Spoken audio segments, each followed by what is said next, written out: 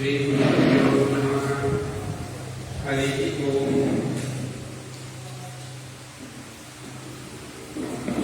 ಖಂಡಮಂಡಲಾಕಾರಂ ವ್ಯಾಪ್ತಂ ಯೇನ ಚರಾಚರಂ ತತ್ಪದಂ ದರ್ಶಿತಂ ಯೇನ ತಸ್ಮೈ ಶ್ರೀ ಗುರವೇ ನಮಃ.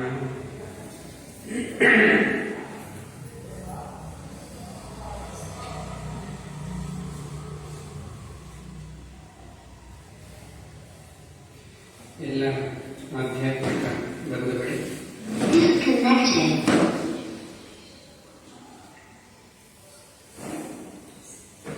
ಇವತ್ತಿನ ಸತ್ಸಂಗದಲ್ಲಿ ನಾವು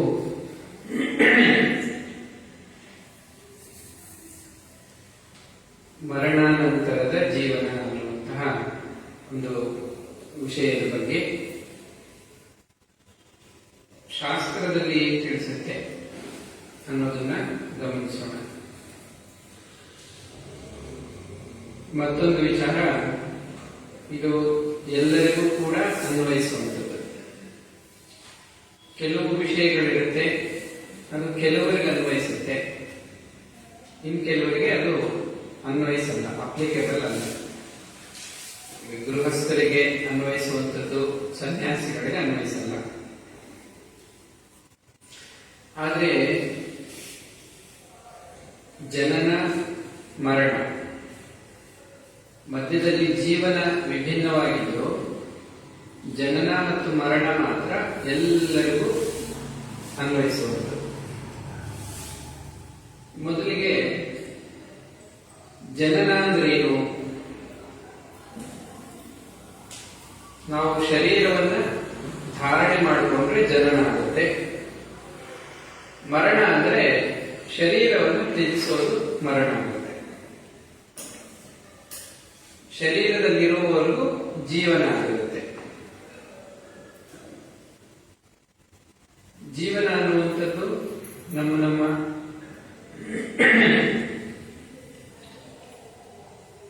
ಗುಣಕರ್ಮ ವಿಭಾಗಶಃ ಅಂತ ಭಗವದ್ಗೀತೆ ಹೇಳಿದೆ. ನಮ್ಮ ಗುಣಕ್ಕೆ ತಕ್ಕಂತೆ ಕರ್ಮ. ಈ ರೀತಿಯಲ್ಲಿ ನಮ್ಮ ಜೀವನಗಳು ನಮ್ಮ ಜೀವನ ನಡೀತಾ ಇರುತ್ತೆ. ಶರೀರ ನಮಗೆ ಯಾಕೆ ಪ್ರಾಪ್ತವಾಯಿತು ಅಂತ ವಿಚಾರ ಮಾಡಿದಾಗ, ನಾವು ನಮ್ಮ ಸ್ವಸ್ವರೂಪವನ್ನು ಮರೆತಾಗ ನಮಗೆ ವಿಕ್ಷೇಪ ಅಂತ ಉಂಟು. ವಿಕ್ಷೇಪ ಅಂದ್ರೆ ಇಲ್ಲದಿರುವುದು ಇರೋ ಹಾಗೆ ತೋರೋದು ವಿಕ್ಷೇಪ. ಆವರಣ ಅಂದ್ರೆ ಇರುವುದನ್ನ ಮರ್ತೋಗುವುದು. ನಾವೇನಾಗಿದೀವೋ ಅದನ್ನು ಮರ್ತೋದ್ರೆ ಆವರಣ.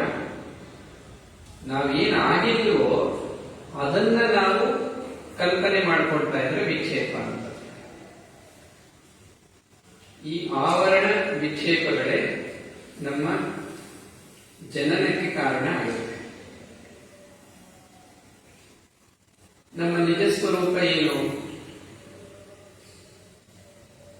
ಶರೀರವನ್ನು ನಾವು ಬಿಟ್ಟು ಪಕ್ಕಕ್ಕೆ ಬಂದು ನಿಂತಾಗ ಗೊತ್ತಾಗುತ್ತೆ ನಮ್ಮ ನಿಜ ಸ್ವರೂಪ ಏನು ಅಂತ. ಈಗ ನಾವು ಕೆಲವು ನಿಮಿಷ ನಮಗೆ ಶರೀರ ಇಲ್ಲ ಅಂತ ಭಾವಿಸ್ಬೋದು. ಆಗ ನಾವೇನಾಗಿದ್ದೀವಿ?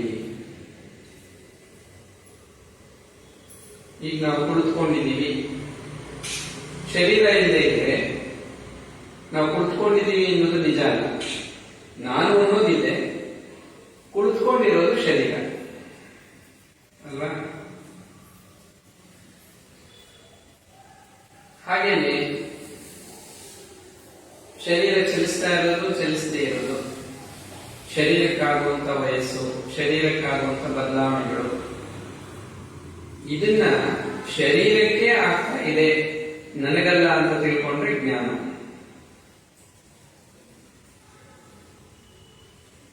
ನಾನು ಧಾರಣೆ ಮಾಡಿಕೊಂಡಿರೋ ಶರೀರ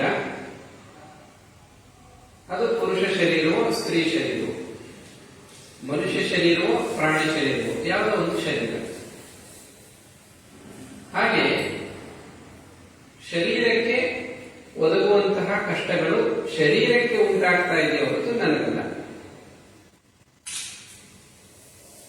ಹಾಗೆಯೇ ಗರ್ಭದಲ್ಲಿ ಬೆಳವಣಿಗೆ ಆಗಿದ್ದು, ಹುಟ್ಟಿದ್ದು, ಹುಟ್ಟಿದ ಮೇಲೆ ಬೆಳೆದಿದ್ದು, ಈಗ ಚಲಿಸ್ತಾ ಇರೋದು ವೃದ್ಧಾಪ್ಯ, ಆಮೇಲೆ ಒಂದು ದಿನ ಕ್ಷೀಣವಾಗಿ ಶರೀರ ಇಲ್ಲದಂತಾಗುವುದು. ಇದೆಲ್ಲವೂ ಕೂಡ ಶರೀರಕ್ಕೆ ಅನ್ವಯಿಸುತ್ತೆ ಹೊರತು ನಮಗಲ್ಲ. ಈ ರೀತಿಯಲ್ಲಿ ಈ ಸತ್ಯವನ್ನ ನಾವು ದಿನಕ್ಕೆ ಎಷ್ಟು ಸರಿ ಭಾವಿಸಿರ್ತೀವಿ? ಇದು ಕಲ್ಪನೆ ಅಂತ ಯಾರು ಹೇಳ್ತಾರೆ. ಅವರು ಆಸ್ತಿಕವಾಗಿ ದೇವರನ್ನು ನಂಬೋರಾಗಿ, ನಂಬದೇ ಇರೋರಾಗಿ, ಭಕ್ತಿ ಯೋಗ ಆಗಿ, ಜ್ಞಾನ ಯೋಗ ಆಗಿ, ಧ್ಯಾನ ಯೋಗ ಆಗಿ, ಯಾರೇ ಆದರೂ ಇದನ್ನಂತೂ ಒಪ್ಕೊಳ್ಳಬೇಕು. ಈಗ ಮರಣ ಅನ್ನೋದನ್ನ ಅರ್ಥ ಮಾಡ್ಕೋಬೇಕಾದ್ರೆ ಮೊದಲಿಗೆ ಜೀವನ ಅಂದ್ರೆ ಏನು ಅಂತ ಅರ್ಥ ಮಾಡ್ಕೋಬೇಕು. ಜೀವನ ಅಂದ್ರೆ ಏನು ಅಂತ ಅರ್ಥ ಆಗದೆ ಇರೋರಿಗೆ ಮರಣ ಅಂದ್ರೆ ಏನು ಅಂತ ಕೂಡ ಅರ್ಥ ಆಗಲ್ಲ.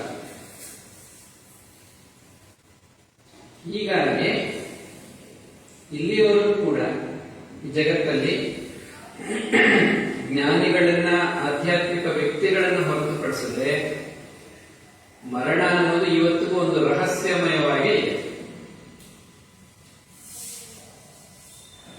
ಜನಸಾಮಾನ್ಯರು ಕೊಡೋ ಉತ್ತರ ಏನು ಅಂದ್ರೆ ಒಂದೇ ಒಂದು ಉತ್ತರ, ಅದು ಕಾಮನ್ ಆನ್ಸರ್ ಏನಂದ್ರೆ ಗೊತ್ತಿಲ್ಲ ಅಂತ. ಏನಪ್ಪಾ, ನಿಮ್ಮ ಮರಣದ ಬಗ್ಗೆ ನಿಮ್ಗೆ ಏನಾದ್ರು ಗೊತ್ತಿದ್ಯಾ? ಗೊತ್ತಿಲ್ಲ. ಜನ್ಮದ ಬಗ್ಗೆ ಏನಾದ್ರು ಗೊತ್ತಿದ್ಯಾ? ಗೊತ್ತಿಲ್ಲ.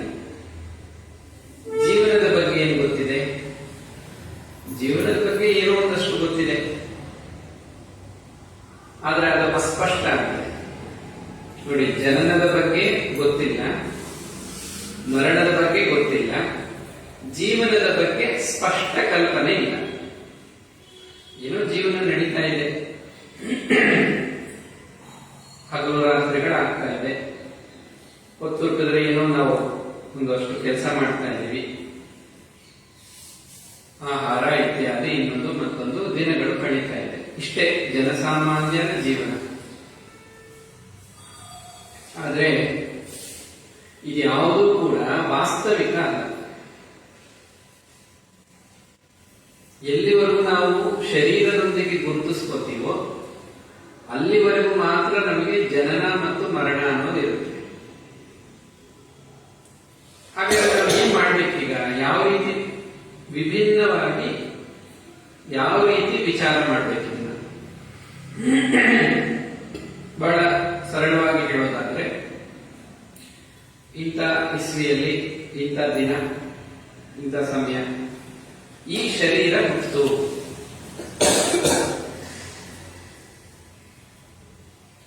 ಮತ್ತೆ ಬೇರೆಯವರೆಲ್ಲ ಏನ್ ಮಾಡ್ತಾರೆ? ಸಾಮಾನ್ಯವಾಗಿ ಜನ ಏನ್ ಮಾಡ್ತಾರೆ ಅಂದ್ರೆ ನಾನು ಅನ್ನೋದನ್ನ ಅಲ್ಲಿ ಸೇರಿಸ್ಕೊಂಡಿರ್ತಾರೆ. ನಾನು ಹುಟ್ಟಿದೆ ಅಂತಾರೆ, ಅಲ್ಲಿ ಸಮಸ್ಯೆ ಶುರುವಾಗುತ್ತೆ. ಅಲ್ಲಿಂದ ಜೀವನ, ಸುಖ ದುಃಖಗಳು, ಬಂಧನ, ಕರ್ಮ ಬಂಧನ, ಇನ್ನೊಂದು ಮತ್ತೊಂದೆಲ್ಲ ಶುರುವಾಗುತ್ತೆ. ಶರೀರ ಹುಟ್ಟಿದೆ, ಶರೀರ ಬೆಳೆದಿದೆ, ಶರೀರ ಚಲಿಸ್ತಾ ಇದೆ, ಶರೀರ ಕರ್ಮದಲ್ಲಿ ತೊಡಗಿದೆ, ಶರೀರ ಕ್ಷೀಣಿಸುತ್ತೆ. ವೃದ್ಧಾಪ್ಯ ಬಂದಾಗ ಅದು ತಾನಾಗಿ ಏನಾಗಬೇಕು ಅದಾಗುತ್ತೆ. ಆಮೇಲೆ ಶರೀರ ನಾಶವಾಗುತ್ತೆ. ಇದನ್ನ ಅರ್ಥ ಮಾಡ್ಕೋಬೇಕು ಮತ್ತು ಒಪ್ಕೋಬೇಕು. ಇಲ್ಲದೆ ಏನಾಗುತ್ತೆ, ಈ ಪ್ರಶ್ನೆಗೆ ನಮ್ಗೆ ಉತ್ತರ ಸಿಗೋದೇ ಇಲ್ಲ. ಜನನ ಅಂದ್ರೇನು ಅಂತಾನು ಅರ್ಥ ಆಗಲ್ಲ, ಮರಣ ಅಂದ್ರೇನು ಅಂತಾನು ಸರಿಯಾಗಿ ಅರ್ಥ ಆಗಲ್ಲ. ಸರಿ, ಶರೀರ ಹುಟ್ಟುತ್ತೆ, ಶರೀರ ಇದೆ, ಮತ್ತೆ ಶರೀರ ನಾಶವಾಗುತ್ತೆ. ಹಾಗಾದ್ರೆ ನನಗೆ ಶರೀರದ ಜೊತೆಗೆ ಸಂಬಂಧ ಇದೆಯಾ?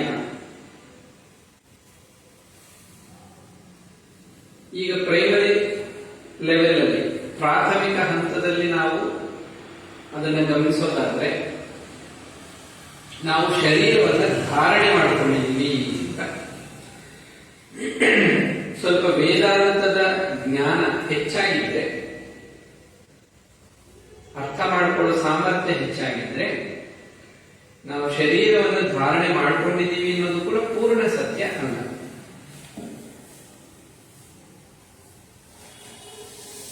ಹಾಗಾದ್ರೆ ಏನದು? ಸತ್ಯಾಂಶ ಅಷ್ಟೇ. ಶರೀರವನ್ನು ಧಾರಣೆ ಮಾಡಿಕೊಂಡ್ವಿ, ಆಮೇಲೆ ಶರೀರವನ್ನು ತ್ಯಜಿಸಿದ್ವಿ. ಶರೀರದ ಧಾರಣೆಯನ್ನ ಜನ್ಮ ಅಂದ್ರು, ಶರೀರವನ್ನು ತ್ಯಜಿಸಿದಾಗ ಮರಣ. ಮರಣದ ನಂತರ ಏನಾಗುತ್ತೆ? ವಿವೇಕ ಚೂಡಾಮಣಿ ಮತ್ತೆ ಶಂಕರಾಚಾರ್ಯರ ಮಾತುಗಳು ಅಥವಾ ನಾವು ಪುರಾಣಗಳಲ್ಲಿ ಗಮನಿಸೋದಾದ್ರೆ, ಶರೀರವನ್ನ ಬಿಟ್ಟ ಮೇಲೆ ಮತ್ತೊಂದು ಶರೀರ ಸಿಗುತ್ತೆ. ಈಗ ಒಂದು ವಸ್ತ್ರ ಇದು ಹಳೆಯದಾಗಿದೆ, ಬೇಡ ಅಥವಾ ಇನ್ನೇನೋ ಕಾರಣಕ್ಕೆ ಆ ಬಟ್ಟೆಯನ್ನ ಬಿಚ್ಚಿಬಿಡ್ತಾರೆ, ಬೇರೆ ಬಟ್ಟೆ ಹಾಕ್ತಾರೆ. ಎಷ್ಟು ಸಹಜವಾಗಿರುತ್ತೋ ಅಷ್ಟೇ ಸಹಜವಾಗಿ ಒಂದು ಶರೀರವನ್ನು ಬಿಡೋದು, ಮತ್ತೊಂದು ಶರೀರವನ್ನ ಧಾರಣೆ ಮಾಡಿಕೊಳ್ಳೋದು. ಈಗ ನಮ್ಮಲ್ಲಿ ಯಾರಾದರೂ ನಾವು ಹುಟ್ಟಿದಾಗಿಂದ 30, 40 ವರ್ಷ, 50 ವರ್ಷ ಎಷ್ಟು ಬಟ್ಟೆಗಳನ್ನ ಹಾಕೊಂಡಿದ್ವಿ, ಎಷ್ಟು ಬಟ್ಟೆಗಳನ್ನ ಬಿಚ್ಚಿದ್ವಿ ಲೆಕ್ಕ ಇಟ್ಟಿದೀವ? ಒಂದು ಜನ್ಮದಲ್ಲಿ ಅದೆಷ್ಟು ಜೊತೆ ಬಟ್ಟೆಗಳನ್ನ ಹಾಕೊಂಡು ಬೇಡ ಅಂತ ಬಿಟ್ಟು ಬೇರೆ ಬೇರೆ ಹೊಸ ಹೊಸ ಬಟ್ಟೆಗಳನ್ನ ಹಾಕೋತಾ ಇರ್ತೀವಿ. ಇದೇ ತರ ಬಹುನಿ ಜನ್ಮಾನಿ ಅಂತ ಭಗವದ್ಗೀತೆಯಲ್ಲಿ ಬರುತ್ತೆ. ಅನೇಕ ಜನ್ಮಗಳಾಗ್ಬಿಟ್ಟಿದೆಯಪ್ಪ ಅರ್ಜುನ, ನಿನಗೂ ನನಗೂ.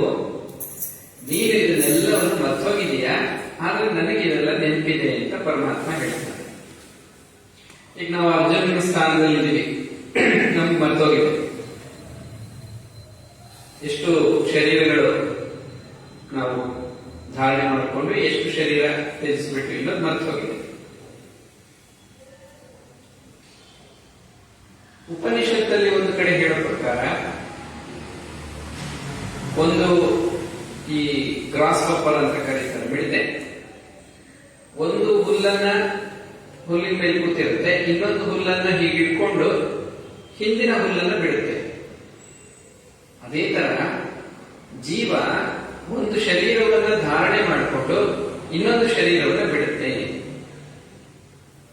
ಅಂದ್ರೆ ಒಂದು ಕನಸು ಮುಗೀತು, ಇನ್ನೊಂದು ಕನಸು ಪ್ರಾರಂಭ ಮಾಡಿತು. ಒಂದು ಶರೀರ ಬಿಟ್ವಿ, ಇನ್ನೊಂದು ಶರೀರಕ್ಕೆ ಹೋಗ್ತೇವೆ. ಹೀಗೆ ಪುನರಪಿ ಜನನಂ ಪುನರಪಿ ಮರಣಂ ಪುನರಪಿ ಜನನಿ ಜಠರೇ ಶರೀರ. ಇದು ಒಂದು ವಿಚಾರ. ಜನನ ಮರಣದ ನಂತರ ಏನಾಗುತ್ತೆ? ಜನನ ಆಗುತ್ತೆ ಅಷ್ಟೇ. ಆದ್ರೆ ಶರೀರಗಳಲ್ಲಿ ವ್ಯತ್ಯಾಸ ಇರುತ್ತೆ. ಕರ್ಮಕ್ಕನುಸಾರವಾಗಿ ಮನಸ್ಸು ಅದರದೇ ಆದ ಕೆಲವು ಗುಣ ಸಂಸ್ಕಾರಗಳನ್ನು ಬೆಳೆಸ್ಕೊಂಡಿರುತ್ತೆ. ಅದಕ್ಕೆ ತಕ್ಕ ಹಾಗೆ ಅವ್ರಿಗೆ ಅಂತ ಶರೀರ ಸಿಗುತ್ತೆ. ಒಂದು ಉದಾಹರಣೆ ಹೇಳೋದಾದ್ರೆ, ಪುರಾಣದಲ್ಲಿ ಬರುತ್ತೆ, ಭಾಗವತದಲ್ಲಿ ಒಬ್ಬ ರಾಜ ಇದ್ದ. ಅವನ ಹೆಸರು ಸುಧನ್ವ ಅಂತಾನು ಏನೋ. ಅವನಿಗೆ ಪತ್ನಿಯ ಮೇಲೆ ತುಂಬಾ ಮೋಹ. ಸರಿ, ವೃದ್ಧಾಪ್ಯ ಬಂತು. ಮರಣ ಸಮಯದಲ್ಲಿ ಪತ್ನಿಯನ್ನು ನೋಡ್ತಾ ಅಯ್ಯೋ ಬಿಟ್ಟು ಹೋಗ್ಬೇಕಲ್ಲ ಅನ್ನೋ ಮೋಹದಲ್ಲಿ ಶರೀರ ಬಿಡ್ತಾನೆ. ಅಂತ್ಯಕಾಲದಲ್ಲಿ ಯಾವ ನೆನಪಿತ್ತು, ಯಾವ ಭಾವ, ಆ ಭಾವಕ್ಕೆ ತಕ್ಕಂತೆ ಮುಂದಿನ ಜೀವನ ಅಂತ ಭಗವದ್ಗೀತೆಯಲ್ಲಿ ಹೇಳಿದೆ. ಅವನು ಮುಂದಿನ ಜನ್ಮದಲ್ಲಿ ಸ್ತ್ರೀಯಾಗಿ ಹೋಗ್ತಾನೆ. ಹೆಂಡತಿಯನ್ನೇ ಚಿಂತಿಸಿಕೊಂಡು ಅಥವಾ ಆ ಭಾವದಲ್ಲಿ ಶರೀರ ಬಿಟ್ಟಿದ್ದರಿಂದ ಅವನಿಗೆ ಸ್ತ್ರೀ ಶರೀರ ಪ್ರಾಪ್ತಿಯಾಗಿದೆ. ಆ ಸ್ತ್ರೀ ಶರೀರದಲ್ಲಿ ಮಲಯ ಧ್ವಜ ಅನ್ನುವಂಥ ಒಬ್ಬ ರಾಜನ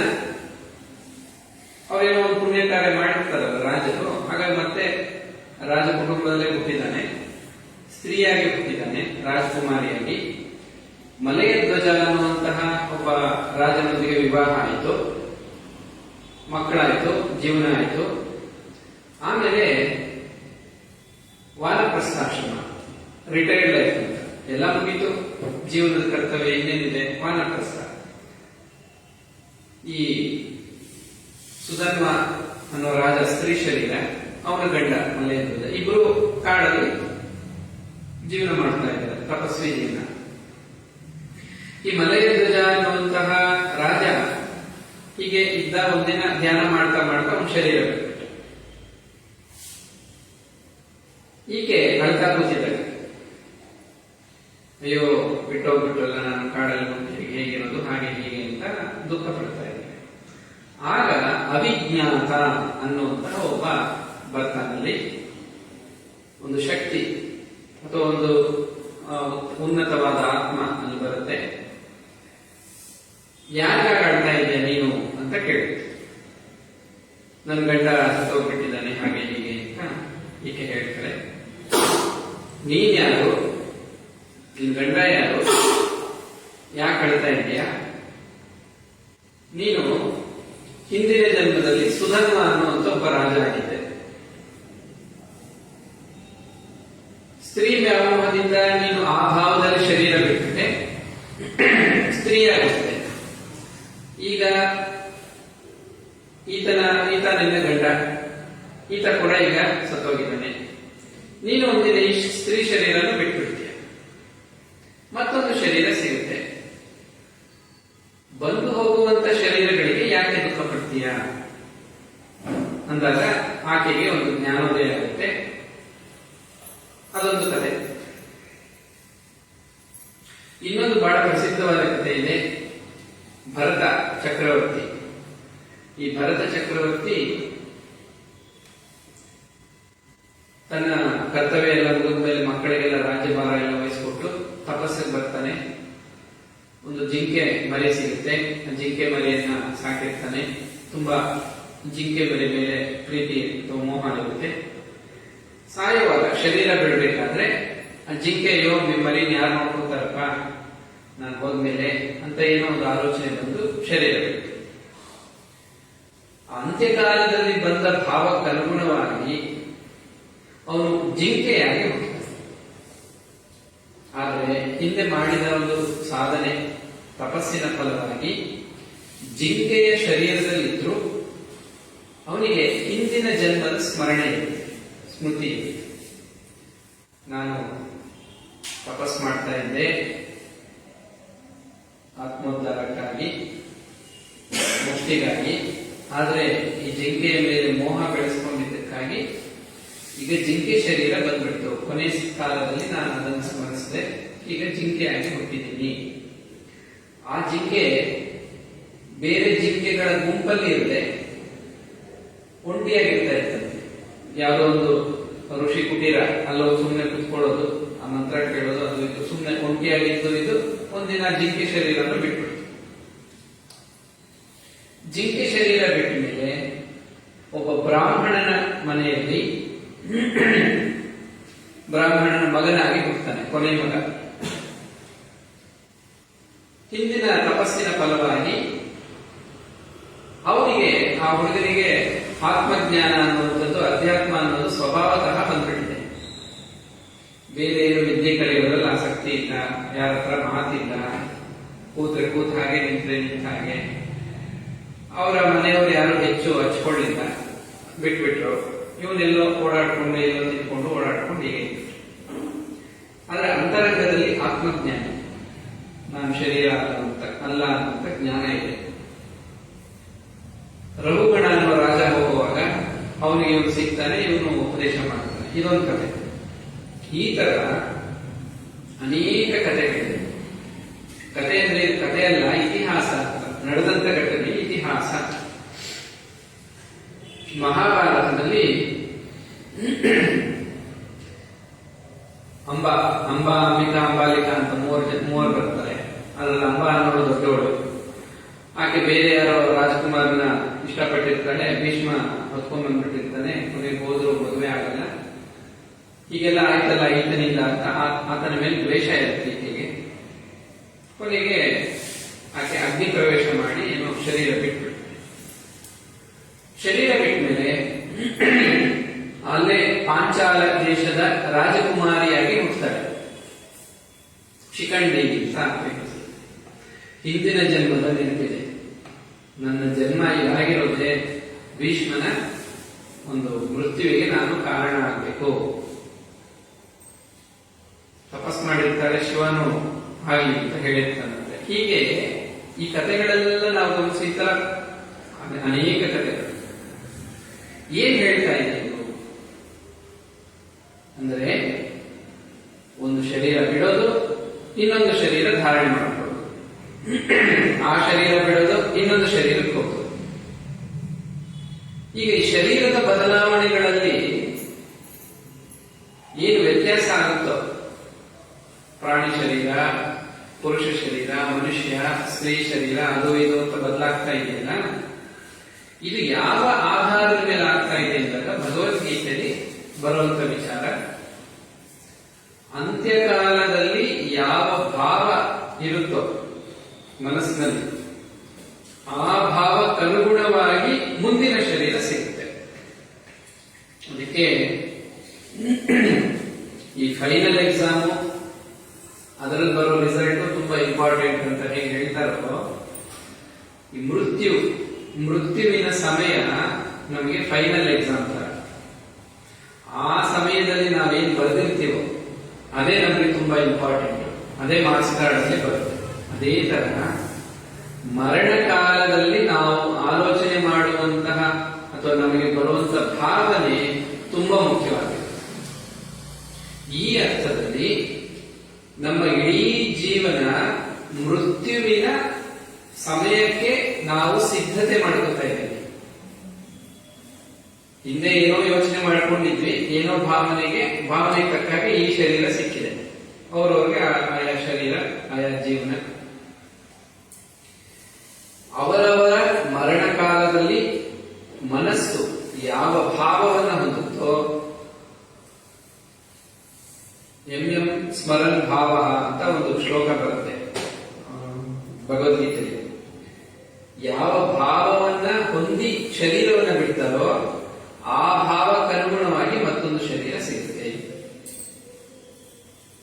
ಹೀಗಾಗಿ ಮರಣದ ನಂತರ ಏನು, ಮತ್ತೊಂದು ಜೀವನ ಅಷ್ಟೇ. ಒಂದು ಜೀವನ ಮುಗೀತು, ಮತ್ತೊಂದು ಶರೀರ ಸಿಕ್ತು, ಅಲ್ಲಿಂದ ಜೀವನ ಪ್ರಾರಂಭ ಆಯಿತು. ಇದು ಎಷ್ಟು ಸಹಜ ಅಂದ್ರೆ, ಭಗವದ್ಗೀತೆಯಲ್ಲಿ ಶ್ರೀಕೃಷ್ಣ ಪರಮಾತ್ಮ ಹೇಳೋದು, ಹುಟ್ಟಿದ ಮೇಲೆ ಬೆಳವಣಿಗೆ, ಯೌವನ, ವೃದ್ಧಾಪ್ಯ, ಮರಣ ಎಷ್ಟು ಸಹಜವೋ ಶರೀರವನ್ನು ಬದಲಾಯಿಸುವುದು ಕೂಡ ಅಷ್ಟೇ ಸಹಜ. ಇದು ಏನು ಬಹಳ ದೊಡ್ಡ ವಿಚಾರ ಅನ್ನುವಂಥದ್ದೇನಲ್ಲ. ಒಂದು ಶರೀರ ಬಿಡೋದು, ಆ ಶರೀರ ಅದರಲ್ಲಿ ಮಾಡಿದ ಕರ್ಮ, ಅದಕ್ಕೆ ತಕ್ಕಂತೆ ಭಾವ, ಆ ಭಾವಕ್ಕೆ ತಕ್ಕಂತೆ ಮತ್ತೊಂದು ಶರೀರ. 60 ವರ್ಷ, 70 ವರ್ಷ, 80 ವರ್ಷ ಏನೇನೂ ಅಲ್ಲ. ಸುಮ್ಮನೆ ಹೀಗೆ ನೋಡ್ತಾ ಹೀಗೆ ಕಳೆದೋದು.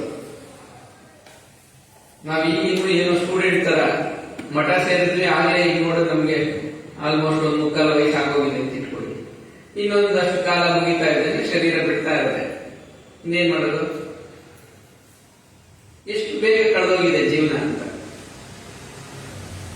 ಆದ್ರೆ ಈ ಜನ್ಮದಲ್ಲಿ ನಾವು ನಮ್ಮ ಮನಸ್ಸು ಎಲ್ಲಿ ಸಂಲಗ್ನಗೊಂಡಿತ್ತು, ಲಗ್ನ ಅಂದ್ರೆ ಕಾನ್ಸಂಟ್ರೇಷನ್ ಅಂತ, ನಮ್ಮ ಮನಸ್ಸು ಯಾವುದನ್ನ ಆದರ್ಶವಾಗಿ ಇಟ್ಕೊಂಡಿತ್ತು, ನಮ್ಮ ಮನಸ್ಸು ಯಾವುದನ್ನ ಹೆಚ್ಚು ಚಿಂತನೆ ಮಾಡಿತ್ತು, ಅದೇ ಭಾವ, ಅದೇ ವಿಚಾರ ಅಥವಾ ಅದಕ್ಕೆ ಸಂಬಂಧಪಟ್ಟಂತೆ ಭಾವ ಶರೀರ ಬಿಡುವಾಗ ಬಂದ್ಬಿಡುತ್ತೆ.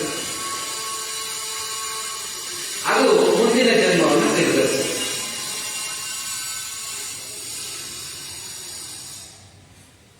ಸೊ ಪುನರಪಿ ಜನನಂ ಪುನರಪಿ ಮರಣಂ ಅನ್ನೋದು ಶಾಸ್ತ್ರದಲ್ಲಿ ಬಹಳ ಪ್ರಸಿದ್ಧವಾದ ಒಂದು ವಾಕ್ಯ, ನಿಶ್ಚಯ ಇದೆ. ಎಷ್ಟೋ ತಪಸ್ಸು ಮಾಡಿ ಮುಕ್ತಿಗಾಗಿ ತ್ಯಾಗ ಮಾಡಿದ ಸನ್ಯಾಸಿಗಳು, ಸದಾ ಭಗವತ್ ಚಿಂತನೆ ಮಾಡುವವರು ಕೂಡ ಕೆಲವು ಸಂದರ್ಭಗಳಲ್ಲಿ ಅವರ ಗುರುಗಳ ಹತ್ರ ಅಥವಾ ಇನ್ಯಾರೋ ಮಹಿಮಾನ್ವಿತರ ಹತ್ರ ಹೋದಾಗ ಅವರು ಹೇಳ್ತಾರೆ, ಇದಲ್ಲಪ್ಪ ನಿನ್ನ ಕೊನೆ ಜನ್ಮ, ಇನ್ನೂ 1-2 ಜನ್ಮ ಇದೆ, ಇನ್ನೊಂದು 3-4 ಜನ್ಮ ಇದೆ, ಅಂದ್ರೆ 3-4 ಸರಿ ಇನ್ನು ಹುಟ್ಟಬೇಕು, ಸಾಯಬೇಕು, ಅದು ನಿಶ್ಚಯ ಆಗಿದೆ ಅಂತ ಅವರ ದಿವ್ಯ ದೃಷ್ಟಿಯಿಂದ, ಯೋಗ ದೃಷ್ಟಿಯಿಂದ ಹೇಳ್ತಾರೆ. ಹಾಗಾಗಿ ಜನನ ಮರಣ, ಜನನ ಮರಣ, ಜನನ ಮರಣ, ಇದು ರಿಪೀಟ್ ಆಗ್ತಾ ಇರುತ್ತೆ ಸರ್ಕಲ್. ಇದರಲ್ಲಿ ಏನು ಅಂತ ವಿಶೇಷತೆ ಇಲ್ಲ. ವಿಶೇಷ ಮತ್ತೆ ಇಂಪಾರ್ಟೆಂಟ್ ಯಾವುದಿಲ್ಲ ಅಂದ್ರೆ, ಈ ಜನನ ಮರಣಗಳ ನಡುವೆ ನಾವು ಏನ್ ಮಾಡ್ತಾ ಇದೀವೋ, ನಮಗೆಂತ ಸಂಸ್ಕಾರ ಇದೆಯೋ, ನಮ್ಮ ಜ್ಞಾನ, ನಮ್ಮ ಭಾವ, ಯದ್ಭಾವ ತದ್ಭವತಿ, ಆ ಭಾವಕ್ಕೆ ತಕ್ಕ ಹಾಗೆ ಮತ್ತೊಂದು ಶರೀರ ರೆಡಿಯಾಗಿರುತ್ತೆ. ಪ್ರಕೃತಿ ನಮಗೆ ಆ ಶರೀರವನ್ನು ಕೊಟ್ಬಿಡುತ್ತೆ, ಅದರಲ್ಲಿ ಪ್ರವೇಶ ಮಾಡ್ತಾರೆ. ಮುಂದಿನ ಹುಟ್ಟದ ಮೇಲೆ ಗೊತ್ತೇ ಇದೆ ಅವರು ಏನಾಗುತ್ತೆ, ಯಾರೋ ಮದುವೆ ಆದ್ರು ಅವ್ರಿಗೊಂದು ಮಗು ಹುಟ್ಟು, ಯಾರು ಅಲ್ಲ ಇವನಿಗೆ ಸತ್ತಿರೋದೇ ಅಲ್ಲ ಹುಟ್ಟಿದಂತೆ. ಕೆಲವರಿಗೆ ಮದುವೆ ಆಯ್ತು ಇನ್ನು ಮಗು ಹುಟ್ಟಿಲ್ಲ ಅಂದ್ರೆ ಅಲ್ಲಿ ಯಾರೋ ಒಬ್ರು ಹೋಗ್ಬೇಕಪ್ಪ, ಆಮೇಲೆ ನಿಮ್ಗೆ ಮಗು ಹುಟ್ಟೋದು. ಇವಾಗ ಆತ್ಮ ಅಲ್ಲಿ ಸೇರ್ಕೋಬೇಕಲ್ಲ, ಬರೀ ಶರೀರ ಇಟ್ಕೊಂಡು ಏನ್ ಮಾಡಿ, ಜೀವ ಅನ್ನೋದು ಅಲ್ಲಿ ಸೇರ್ಕೋಬೇಕಲ್ಲ. ಅವ್ರ ಕರ್ಮಕ್ಕೆ ತಕ್ಕ ಹಾಗೆ ಅಲ್ಲಿ ಅಂತ ಜೀವ ಅಲ್ಲಿ ಶರೀರ ಬಿಟ್ಟ ಮೇಲೇನೆ ಇವ್ರಿಗೆ ಇಲ್ಲಿ ಗರ್ಭ ನಿಲ್ಲೋದು. ಗರ್ಭ ನಿಲ್ಲೋದು ಏನೋ, ಪಿಂಡ ಗಟ್ಟಿ ಆಯ್ತು 3 ತಿಂಗಳು, ಆಮೇಲೆ ಅದು ಬೆಳೆಯುತ್ತೆ, ಹುಟ್ಟುತ್ತೆ, ಜೀವನ ಮಾಡುತ್ತೆ. ಇದು ಬಹಳ ಸಹಜವಾದ ವಿಚಾರ. ಪುರಾಣಗಳಲ್ಲಿ, ಉಪನಿಷತ್ತು, ನಾವು ಇದೆಲ್ಲ ಗಮನಿಸಿದರೆ ವೇದಾಂತದಲ್ಲಿ ಇದು ಬಹಳ ಸಹಜ, ಸರಳವಾದ ವಿಚಾರ. ಸೊ ಮರಣಾನಂತರ ಜೀವನ ಅಂತ ಏನಿಲ್ಲ ವಿಶೇಷವಾಗಿ. ಮರಣದ ನಂತರ ಜನನ, ಜನನ ಆದ್ಮೇಲೆ ಈ ಜೀವನ, ಹುಟ್ಟೋದು, ಸಾಯೋದು, ಮತ್ತೆ ಹುಟ್ಟೋದು, ಮತ್ತೆ ಸಾಯೋದು, ಇದು ನಡೀತಾ ಇರುತ್ತೆ. ಇದರಲ್ಲಿ ಪುರಾಣಗಳ ಪ್ರಕಾರ ಮತ್ತೆ ಕೆಲವು ಶಾಸ್ತ್ರದ ಪ್ರಕಾರ ಒಬ್ಬರಿಗೂ ಮತ್ತೊಬ್ಬರು ಸ್ವಲ್ಪ ವ್ಯತ್ಯಾಸ ಇರುತ್ತೆ. ಏನು ಅಂದ್ರೆ, ದೇಹವನ್ನ ಪಡ್ಕೊಳ್ಳೋದಕ್ಕೆ ಮಧ್ಯದಲ್ಲಿ ಗ್ಯಾಪ್ ಇರುತ್ತಲ್ಲ, ಅದರಲ್ಲಿ ಸ್ವಲ್ಪ ವ್ಯತ್ಯಾಸ. ಕೆಲವರಿಗೆ ಬೇಗ ಶರೀರ ಸಿಕ್ಬಿಡುತ್ತೆ, ಕೆಲವರಿಗೆ ನಿಧಾನವಾಗಿ ಶರೀರ ಸಿಗುತ್ತೆ. ಯಾಕೆಂದ್ರೆ ನಿಧಾನವಾಗಿ ಯಾರಿಗೆ ಶರೀರ ಸಿಗುತ್ತೆ ಅಂದ್ರೆ, ಯಾರು ಸಾಧನೆ ಮಾಡಿ ಹತ್ತಿರಕ್ಕೆ ಬಂದ್ಬಿಟ್ಟಿರ್ತಾರೆ ಮೋಕ್ಷಕ್ಕೆ, ನಿರ್ವಾಣ ಅಂದ್ರೆ ಇನ್ನು ಮುಕ್ತಿ ಸಿಕ್ಕಿಲ್ಲ, ಶರೀರ ಬಿಟ್ಬಿಟ್ಟು, ಅವರಿಗೆ ಜನ್ಮ ಕೊಡುವಂತ ಪುಣ್ಯಾತ್ಮರು, ಅವರಿಗೆ ತಕ್ಕನಾದ ಮುಂದಿನ ಸಾಧನೆಗೆ ತಕ್ಕನಾದ ಒಂದು ಸ್ಥಳ, ಒಂದು ಮನೆತನ, ಒಂದು ಜೀವನ, ಅದಕ್ಕೆ ತಕ್ಕನಾದ ಅವಕಾಶ ಸಿಗುವವರೆಗೂ ಆ ಜೀವ ಜನ್ಮ ತಾಳಲ್ಲ. ಅದು ಆ ಸಮಯದಲ್ಲಿ ಅಂತ ಪುಣ್ಯಾತ್ಮರ ಮನೆಯಲ್ಲಿ ಅಥವಾ ಅವರ ಹೊಟ್ಟೆಯಲ್ಲಿ ಹುಟ್ಟುತ್ತೆ. ಇದೆಲ್ಲಿದೆ? ಭಗವದ್ಗೀತೆ ಇದೆ. ಶ್ರೀಮತಾಂಗೇ ಯೋಗ ಭ್ರಷ್ಟೋ ಅಭಿಜಾಯತೆ ಅಂತ ಒಂದು ಕಡೆ ಬರುತ್ತೆ. ಅರ್ಜುನ ಪ್ರಶ್ನೆ ಕೇಳ್ತಾರೆ, ಸಾಧನೆ ಮಾಡ್ತಾ ಇದ್ದಾರಪ್ಪ, ಈಗ ಅವ್ರಿಗೆ ಇನ್ನೂ ಮುಕ್ತಿ ಸಿಕ್ಕಿಲ್ಲ, ಬುದ್ಧನಿಗಾದಂತೆ ಜ್ಞಾನೋದಯ ಆಗಿಲ್ಲ, ಸಾಧನೆ ಅಂತೂ ಮಾಡ್ತಾ ಇದ್ದಾರೆ, ಶರೀರ ಬಿಟ್ಬಿಟ್ರು, ಆಯುಷ್ಯ ಮುಗಿದ್ರೆ ಬಿಡ್ಲೇಬೇಕು. ಇದೊಂದು ಅಗ್ರಿಮೆಂಟ್ ತರ, ಅಗ್ರಿಮೆಂಟ್ ಆದ್ಮೇಲೆ ಮನೆ ಖಾಲಿ ಮಾಡ್ಕೊಂಡು ಹೋಗ್ಬೇಕಲ್ವಾ, ಬಿಲ್ಡಿಂಗು ಮನೆಯೋ, ಆ ತರ ಶರೀರ ಬಿಟ್ಟು ಹೋಗ್ಲೇಬೇಕು. ಆವಾಗ ಏನಾಗುತ್ತೆ, ಅವರ ಒಂದು ಸಾಧನೆ ವ್ಯರ್ಥ ಆಗೋದಿಲ್ಲ. ಎಲ್ಲಿ ನಿಂತಿತ್ತೋ ಅಲ್ಲಿಂದ ಪುನಃ ಶರೀರ, ಅದು ಸಾಧನೆ ಮುಂದುವರಿಯುತ್ತೆ, ಮುಂದಿನ ಶರೀರ. ಆದ್ರೆ ಎಂತ ಕಡೆ ಹುಟ್ಟುತ್ತಾರವರು, ಶ್ರೀಮತಾಂಗೆ ಅಂದ್ರೆ ಧನವಂತರು ಅಂತಲ್ಲ, ಶ್ರೀಮಾನ್ ಅಂದ್ರೆ ಉತ್ತಮರು, ಪುಣ್ಯಜೀವಿಗಳು, ಭಕ್ತರು, ಉತ್ತಮ ಸಂಸ್ಕಾರ ಇರುವಂತವರ ಹೊಟ್ಟೆಯಲ್ಲಿ ಈ ಸಾಧಕರು ಹೋಗಿ ಅಲ್ಲಿ ಹುಟ್ಟುತ್ತಾರೆ. ಅವರು ಮಗುವಾಗಿ ಹುಟ್ಟುತ್ತಾರೆ, ಅವರಿಗೆ ಅಲ್ಲಿ ಬೇಗ ಒಳ್ಳೆ ಸಂಸ್ಕಾರಗಳು ಸಿಗುತ್ತೆ, ಒಳ್ಳೆ ಎಜುಕೇಶನ್ ಸಿಗುತ್ತೆ, ಭಕ್ತಿ ಜ್ಞಾನಕ್ಕೆ ಅನುಕೂಲವಾಗಿರುತ್ತೆ, ಗುರುಕೃಪೆ ಬೇಗ ಆಗುತ್ತೆ, ಸಾಧನೆ ಬೇಗ ಚಿಕ್ಕ ವಯಸ್ಸಲ್ಲೇ ಅವತ್ತು ಹಾಗೆ ಕಂಟಿನ್ಯೂ ಆಗುತ್ತೆ.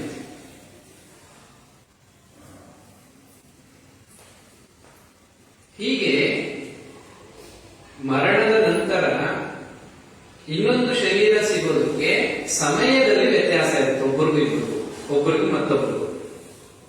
ಇದಂತೂ ಸ್ಪಷ್ಟವಾಗಿದೆ. ಕೆಲವರು ಇಲ್ಲಿ ಹೋಗ್ತಾ ಇದ್ದಾಗಲೇ ಮತ್ತೆ ಅಲ್ಲಿ ಸ್ವಲ್ಪವೇ ಕಾಲದಲ್ಲಿ ಹುಟ್ಟುಬಿಟ್ಟಿರ್ತಾರೆ. ಎಷ್ಟೋ ಕಡೆ ನಡೆದೋಗಿದೆ, ನೀವೆಲ್ಲ ಕೇಳಿರ್ತೀರಿ. ಅಲ್ಲಿ ಸತ್ರು ಎಷ್ಟೋ ಕಡೆ ಅವರ ಮನೆಗತನದಲ್ಲೇ ಹುಟ್ಟುಬಿಟ್ಟಿರ್ತಾರೆ, ಅವ್ರ ಸೊಸೆ ಹೊಟ್ಟೆಗೆ ಹುಟ್ಕೊಂಡ್ ಬಂದಿರ್ತಾರೆ. ನಡೆದಿದೆ ಇದು ಕೂಡ. ತಾತನ ತರಾನೇ ಇದ್ದಾರೆ, ತಾತನ ತರ ಅಲ್ಲಪ್ಪ, ತಾತನೇ ಅದು. ತಾತ ಅಂದ್ರೆ ಇವ್ರ ತಂದೆನೋ ಅವ್ರ ತಂದೆನೋ, ತಾತನ ತರ ಅಲ್ಲ, ಅವರೇ ಹುಟ್ಟಿರೋದಿಲ್ಲ. ಆ ಜೀವನೇ ಅಲ್ಲೇನೋ ಒಂದು ಕರ್ಮ ಅಲೈನ್ಮೆಂಟ್ ಇರುತ್ತೆ, ಅದಕ್ಕೆ ತಕ್ಕಾಗಿ ಹೊಂದಾಣಿಕೆ ಇದೆ, ಅದೇ ಹುಟ್ಟಿರುತ್ತೆ. ಸೊಸೆ ಹೊಟ್ಟೆಲೆ ಹುಟ್ಟಿರುತ್ತೆ. ಇಷ್ಟು ಬೇಗ ಸಿಕ್ಬಿಡುತ್ತೆ. ಆದರೆ ಆಧ್ಯಾತ್ಮಿಕ ವ್ಯಕ್ತಿಗಳು ಅವರು ಈಗ ಮದುವೆ ಆಗಿರುತ್ತೆ, ಶುದ್ಧವಾಗಿ ಜೀವನ ಮಾಡಿ ದೇವರನ್ನು ಪ್ರಾರ್ಥನೆ ಮಾಡಿಕೊಂಡು ವ್ರತ ಮಾಡಿ ಎಷ್ಟು ವರ್ಷ ಆದರೂ ಸಂತಾನ ಇಲ್ಲ, ತಪಸ್ ಮಾಡಿ ಅಂಥವರಿಗೆ ಧರ್ಮ ಸಂತಾನ ಪುಣ್ಯ ಬಲದಿಂದ ಒಂದು ಒಳ್ಳೆ ಸಂಸ್ಕಾರ ಇರುವಂತ ಮಗು ಹುಟ್ಟುತ್ತೆ. ಆ ಮಗು ಹುಟ್ಟುತ್ತಾ ಇದ್ದಾಗ ಚಿಕ್ಕ ವಯಸ್ಸಲ್ಲೇ ಭಕ್ತಿ, ತುಂಬಾ ಜ್ಞಾನ. ನಮ್ಮ ಆಶ್ರಮಕ್ಕೆ ಒಬ್ಬರು ಬಂದಿದ್ರು, ಅವ್ರ ಹೆಸರೇನು ಹೇಳಲ್ಲ. ಹುಡುಗನ್ ಕರ್ಕೊಂಡ್ ಬಂದಿದ್ರು. ಅವನು ಇನ್ನು ಬಹುಶಃ 1ನೇ ಕ್ಲಾಸ್ 2ನೇ ಕ್ಲಾಸ್ ಅಷ್ಟೇ.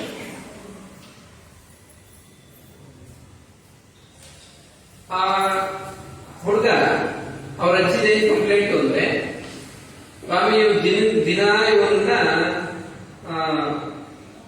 ದೇವಸ್ಥಾನ ಕರ್ಕೊಂಡು ಹೋಗ್ಬೇಕು, ಇಲ್ಲೇ ಇದೆ ಗಲಾಟೆ, ದಿನ ದೇವಸ್ಥಾನಕ್ಕೆ ಕರ್ಕೊಂಡು ಹೋಗ್ಬೇಕಂತ. 1ನೇ ಕ್ಲಾಸ್ ಏನು ಅಷ್ಟೇ. ನಾನು ದೇವಸ್ಥಾನಕ್ಕೆ ಹೋಗ್ಬೇಕು, ದಿನ ದೇವಸ್ಥಾನಕ್ಕೆ ಹೋಗ್ಬೇಕು. ಹೋಗ್ಬಿಟ್ರೆ ಅವನು ಅಲ್ಲಿ ಕೂತ್ಕೊಳ್ಳೋದು, ದೇವ್ರ ಮುಂದೆ ಕೂತ್ಕೊಳ್ಳೋದು, ಅವನೇನೋ ಆಟ ಸಾಮಾನು ಏನು ಬೇಡ, ಬರೀ ದೇವ್ರ ಗೊಂಬೆಗಳು.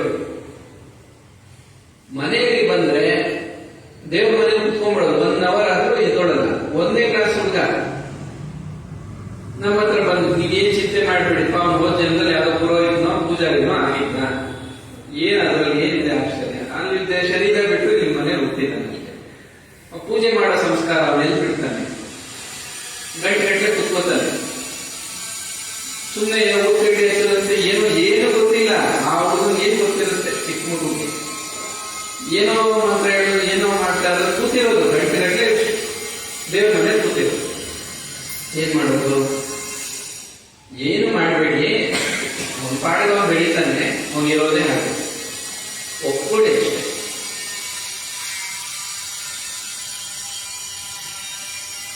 ಈ ತರದ್ದು ಬಹಳಷ್ಟು ನಾವು ನೋಡಿರೋದು, ಪುರಾಣದಲ್ಲಿ ಓದಿದ್ದು, ಕೇಳಿದ್ದು, ನೋಡಿರೋದು. ಹಾಗೆ ಶ್ರೀರಾಮಕೃಷ್ಣರು ಒಂದು ಕಡೆ ಒಂದು ದೃಷ್ಟಾಂತ ಹೇಳ್ತಾರೆ. ಈ ಜನನ ಮರಣ ಪುನರ್ಜನ್ಮ ಇವೆಲ್ಲ ಎಷ್ಟೆಷ್ಟು ಬೇಗ ಹೇಗೆ ಆಗ್ತಾ ಇರುತ್ತೆ. ಒಬ್ಬ ರಾಜಕುಮಾರ ತನ್ನ ಇತರ ಆ ವಯಸ್ಸಿನ ಮಕ್ಕಳ ಜೊತೆ ಆಟ ಆಡ್ತಾ ಇದ್ದಾನೆ. ಈಗೇನ್ ಆಟ ಆಡೋಣ, ನಾವು ಹೊಸ ಆಟ ಆಡೋಣ. ಆ ರಾಜಕುಮಾರ ಹೇಳಿದಂತೆ, ನೀನು ಬೆನ್ನು ಬಗ್ಸಿ ನಿಂತ್ಕೋ, ನಾನು ನಿನ್ ಮೇಲೆ ಬಟ್ಟೆ ಒಗೆಯೋ ಆಟ ಆಡೋಣ. ನಾನು ಸುಸ್ ಅಂತ ಬಟ್ಟೆ ಒಗಿತೀನಿ. ಇದ್ಯಾವ ಆಟ ಇದು?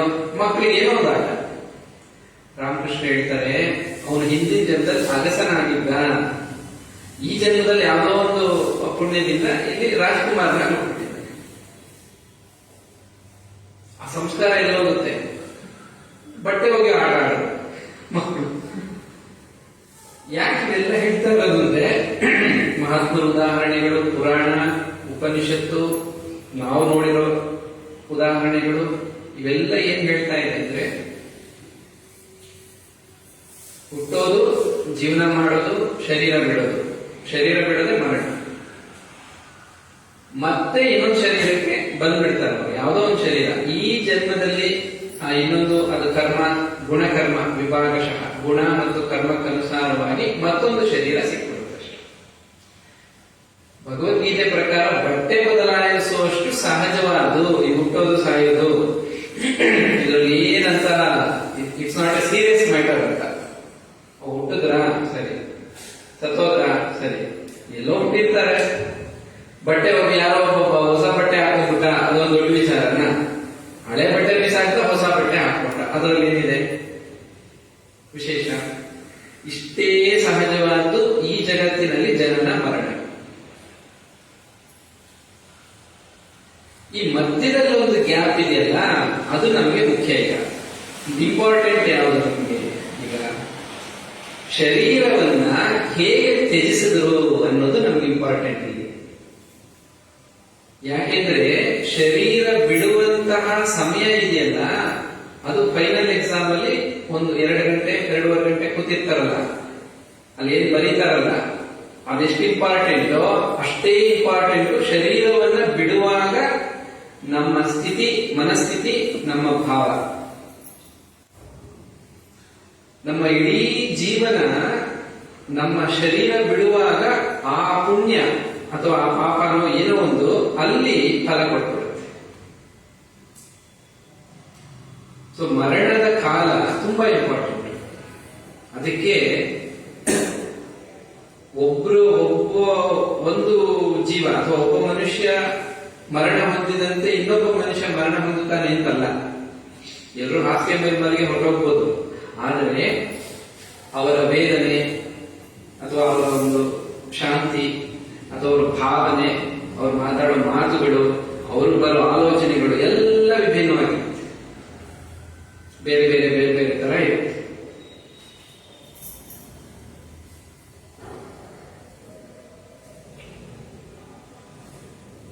ಈಗ ಮನುಷ್ಯ ಪುಣ್ಯ ಕರ್ಮ ಮಾಡಿದ್ದಾನೆ, ಹಾಗೆ ಹೇಳಿದಾಗೆ ಇನ್ನು ಮುಕ್ತಿ ಸಿಕ್ಕಿಲ್ಲ, ನಿರ್ವಾಣ ಪ್ರಾಪ್ತಿಯಾಗಿಲ್ಲ, ಕೈವಲ್ಯ ನಿರ್ವಾಣ ಯಾವುದು, ಅವನು ಚಿಂತೆ ಮಾಡಬೇಕಾಗಿಲ್ಲ. ಅವನು ಶರೀರ ಬಿಡಬೇಕಾದ್ರೆ ಅನಾಯಾಸವಾಗಿ ಶರೀರ ಬಿಡ್ತಾನೆ. ಮರಣ ಅನಾಯಾಸೇನ ಮರಣ. ಯಾರು ಪುಣ್ಯಜೀವಿಗಳು, ಶರಣರ ಸಾವು ಮರಣದಲ್ಲಿ ನೋಡು ಅಂತ ಒಂದು ಕಡೆ ಹೇಳ್ತಾರೆ. ಶರಣರ ಸಾವು ಮರಣದಲ್ಲಿ ನೋಡು. ಅನಾಯಾಸವಾಗಿ ಸುಮ್ಮನೆ ನಿದ್ರೆಗೆ ಹೋಗ್ತಾರಲ್ಲ, ನಿದ್ರೆಗೆ ಹೋದಷ್ಟು ಸುಲಭವಾಗಿ ಶರೀರ ಬಿಡೋಷ್ಟು ಸುಲಭವಾಗಿ ಬಿಡೋದು ಅಷ್ಟು ಸುಲಭ ಆಗ್ತದೆ. ಅಂದ್ರೆ ಅವ್ರು ಮಾಡಿರೋ ಅಷ್ಟು ಪುಣ್ಯ ಇದ್ರೆ ಮಾತ್ರ ಅಷ್ಟು ಅನಾಯಾಸವಾಗಿ ಶರೀರ ಬಿಡ್ತಾರೆ. ಅಷ್ಟೇ ಅನಾಯಾಸವಾಗಿ ಅವ್ರಿಗೆ ಮತ್ತೊಂದು ಶರೀರ ಸಿಗುತ್ತೆ. ಅವರಿಗೆ ನರಕಕ್ಕೆ ಹೋಗುವಂತ ಅವಶ್ಯಕತೆ ಇರಲ್ಲ. ಸಂಯಮನಿ ಪುರಕ್ಕಂತೂ ಹೋಗ್ತಾರೆ. ಅಕಾರ್ಡಿಂಗ್ ಟು ಗರುಡ ಪುರಾಣ ಅವ್ರನ್ನ ಕರ್ಕೊಂಡು ಹೋಗಕ್ಕೆ ಯಮ ಭಟ್ರು ಬರೋದಿಲ್ಲ. ಯಾರು ಭಗವದ್ ಭಕ್ತರು ಅಥವಾ ಆತ್ಮಜ್ಞಾನಿಗಳು, ಪವಿತ್ರಾತ್ಮರು, ಪುಣ್ಯಜೀವಿಗಳು ಏನಾದ್ರು ಕರಿಬಹುದು, ಅವರನ್ನ ಕರ್ಕೊಂಡು ಹೋಗಕ್ಕೆ ಯಮದೂತರು ಬರೋದಿಲ್ಲ. ಯಮದೂತರನ್ನ ನೋಡಿದಾಗಲೇ ಇವರು ಭಯದಲ್ಲಿ, ಸಂಕಟದಲ್ಲಿ ಶರೀರ ಬಿಡ್ತಾರೆ. ಯಮದೂತರು ಪುಣ್ಯಾತ್ಮರ ಹತ್ರ ಬರಲ್ಲ. ಅದೊಂದಿದೆ. ಮರಣ ಹೇಗಾಗುತ್ತೆ, ಯಮದೂತರು ಬಂದು ಕರ್ಕೊಂಡು ಹೋಗ್ತಾರೆ. ದೇವದೂತರು ಬರ್ತಾರೆ. ಸಂತೋಷವಾಗಿ ಅವರು ಒಂಥರ ಆನಂದವಾಗಿ ಸಂತೋಷವಾಗಿ ಶರೀರ ಬಿಟ್ಟು ಅವರು ಶುಕ್ಲಗತಿ ಅಂತ ಭಗವದ್ಗೀತೆ 8ನೇ ಅಧ್ಯಾಯದಲ್ಲಿ ಇದರ ಬಗ್ಗೆ ಸ್ವಲ್ಪ ಸಂಕ್ಷಿಪ್ತವಾಗಿ ತಿಳಿಸಿದ್ದಾರೆ. ಶುಕ್ಲಗತಿ, ಕೃಷ್ಣಗತಿ ಅಂತ 2 ಮಾರ್ಗಗಳಿದೆ ಶರೀರ ಬಿಡೋರಿಗೆ. ಶುಕ್ಲ ಅಂದ್ರೆ ಬೆಳಕು, ಕೃಷ್ಣ ಅಂದ್ರೆ ಕತ್ತಲು. ಬೆಳಕಿನ ದಾರಿ, ಕತ್ತಲಿನ ದಾರಿ. ಯಾರು ಪಾಪಾತ್ಮರು, ಪಾಪಕರ್ಮ ಮಾಡಿರ್ತಾರೋ, ಹೇಗೇಗೋ ಬದುಕಿರ್ತಾರೋ, ಅವರು ಕೃಷ್ಣಗತಿಯಲ್ಲಿ ಹೋಗ್ತಾರೆ. ಕತ್ತಲಿನ ಹಾದಿ. ಆ ಜೀವ ಕತ್ತಲೊಳಗಡೆ ಪ್ರವೇಶ ಮಾಡುತ್ತೆ. ಯಮದೂತರು ಬಂದು ಎಳ್ಕೊಂಡು ಹೋಗ್ತಾರೆ. ಯಮಪಾಶ ಹಾಕಿ ಎಳ್ಕೊಂಡು ಹೋಗ್ತಾರೆ. ಕತ್ತಲಲ್ಲಿ ಹೋಗ್ತಾರೆ. ನರಕದ ದಕ್ಷಿಣ ದ್ವಾರದಿಂದ ಎಂಟರ್ ಆಗ್ತಾರೆ ಅವರು. ಪೂರ್ವ, ಪಶ್ಚಿಮ, ಉತ್ತರ ಈ 3 ದ್ವಾರಗಳಿಂದ ಹೋಗಲ್ಲ ಅವರು. ದಕ್ಷಿಣದ ದ್ವಾರದಿಂದ ಹೋಗುವವರೆಲ್ಲ ಪಾಪಾತ್ಮರು. ಅವ್ರು ಹೋಗೋ ದಾರಿಯಲ್ಲೂ ಕೂಡ ಇನ್ನೆಲ್ಲ ಬಾಧೆ ಇರುತ್ತೆ ಅನ್ನೋದನ್ನು ಹೇಳ್ತಾರೆ. ಅಲ್ಲಿ ಹೋದ ಮೇಲೆ ಪಾಪಾತ್ಮನಿಗೆ ಅಂತ 28 ತರದ ನರಕಗಳಿರುತ್ತೆ. ಅದರಲ್ಲಿ ಮತ್ತೆ ಡಿವಿಷನ್ಸ್ ಇರುತ್ತೆ. ಅವ್ರು ಏನೇನು ಮಾಡಿದ್ರು ಎಲ್ಲ ಅಲ್ಲಿ ಉತ್ತರ ಕೊಡ್ಬೇಕಾಗುತ್ತೆ. ಯಾರ್ಯಾರು ನೋಯಿಸಿದ್ಯಪ್ಪ, ಯಾರ್ಯಾರು ಮೋಸ ಮಾಡಿದ್ಯಾ, ಏನ್ ಮಾಡಿದ್ಯಾ, ಪ್ರಾಣಿ ಹಿಂಸೆ, ಇನ್ನೊಂದು ಮತ್ತೊಂದು ಎಲ್ಲ ಕೌಂಟ್ ಆಗಿ ಅದನ್ನ ಟೋಟಲ್ ಮಾಡಿ ಅವರಿಗೆ ಇಂಥ ನರಕ ಅಂತ ಡಿಸೈಡ್ ಮಾಡೋರು ಒಬ್ಬ ಇರ್ತಾನೆ. ಅದಕ್ಕೆ ತಕ್ಕಾಗೆ ಅಲ್ಲಿ ಪನಿಷ್ಮೆಂಟ್ ಆಗುತ್ತೆ. ಮನುಷ್ಯ ಶರೀರ ಪಡ್ಕೊಳ್ಳುವಷ್ಟು ಪುಣ್ಯ ಇದ್ರೆ ಮತ್ತೆ ಮನುಷ್ಯ ಶರೀರ, ಅಷ್ಟು ಪುಣ್ಯ ಇಲ್ಲ ಅಂದ್ರೆ ಪ್ರಾಣಿ, ಪಕ್ಷಿ, ಇತರ ಜೀವಜಂತುಗಳ ಶರೀರ ಸಿಗುತ್ತೆ. ಪುಣ್ಯಾತ್ಮರು ಅವರೇನಾಗ್ತಾರೆ, ಶುಕ್ಲಗತಿ, ಅವ್ರಿಗೆ ಬೆಳಕು ಕಾಣುತ್ತೆ. ಶರೀರ ಕಣ್ಮುಚ್ಕೊಂಡಿರ್ತಾರೆ, ಅವರಿಗೆ ಬೆಳಕು ಕಾಣುತ್ತೆ. ಬೆಳಕಿನ ಹಾದಿಯಲ್ಲಿ ಈ ಜೀವ ಪ್ರವೇಶ ಆಗುತ್ತೆ. ಶುಕ್ಲಗತಿ ಬೆಳಕಿನಲ್ಲಿ ಪ್ರವೇಶ ಮಾಡಿ ಅವರು ಉತ್ತಮ ಲೋಕಗಳಿಗೆ ಹೋಗ್ತಾರೆ. ಅಲ್ಲಿ ಅವರ ಪುಣ್ಯಕ್ಕನುಸಾರವಾಗಿ ಆನಂದ ಅಥವಾ ಸುಖಾನು, ಆನಂದನು, ಸ್ವರ್ಗನು ಏನೋ ಅನುಭವಿಸ್ತಾರೆ. ಕರ್ಮಶೇಷ, ಶೇಷ ಅಂದ್ರೆ ಉಳಿದಿರೋದು, ಕರ್ಮಶೇಷ ಇದ್ರೆ ಮತ್ತೆ ಅದಕ್ಕೆ ತಕ್ಕ ಹಾಗೆ ಇಲ್ಲಿ ಶರೀರ ಅಂತ ಪುಣ್ಯಾತ್ಮರು ತಂದೆ ತಾಯಿ ಅವ್ರು ಸಿಗೋವರೆಗೂ ಅವರು ಆನಂದವಾಗಿದ್ದು ಅಲ್ಲಿಂದ ಇಲ್ಲಿ ಬಂದು ಮತ್ತೆ ಹೋಗ್ತಾರೆ, ಸಾಧನೆ ಮುಂದುವರಿಸ್ತಾರೆ. ಇವ್ರದ್ದು ಇಲ್ಲಿ ಗ್ರಹಿಸಬೇಕಾಗಿರೋದಿಷ್ಟೇ,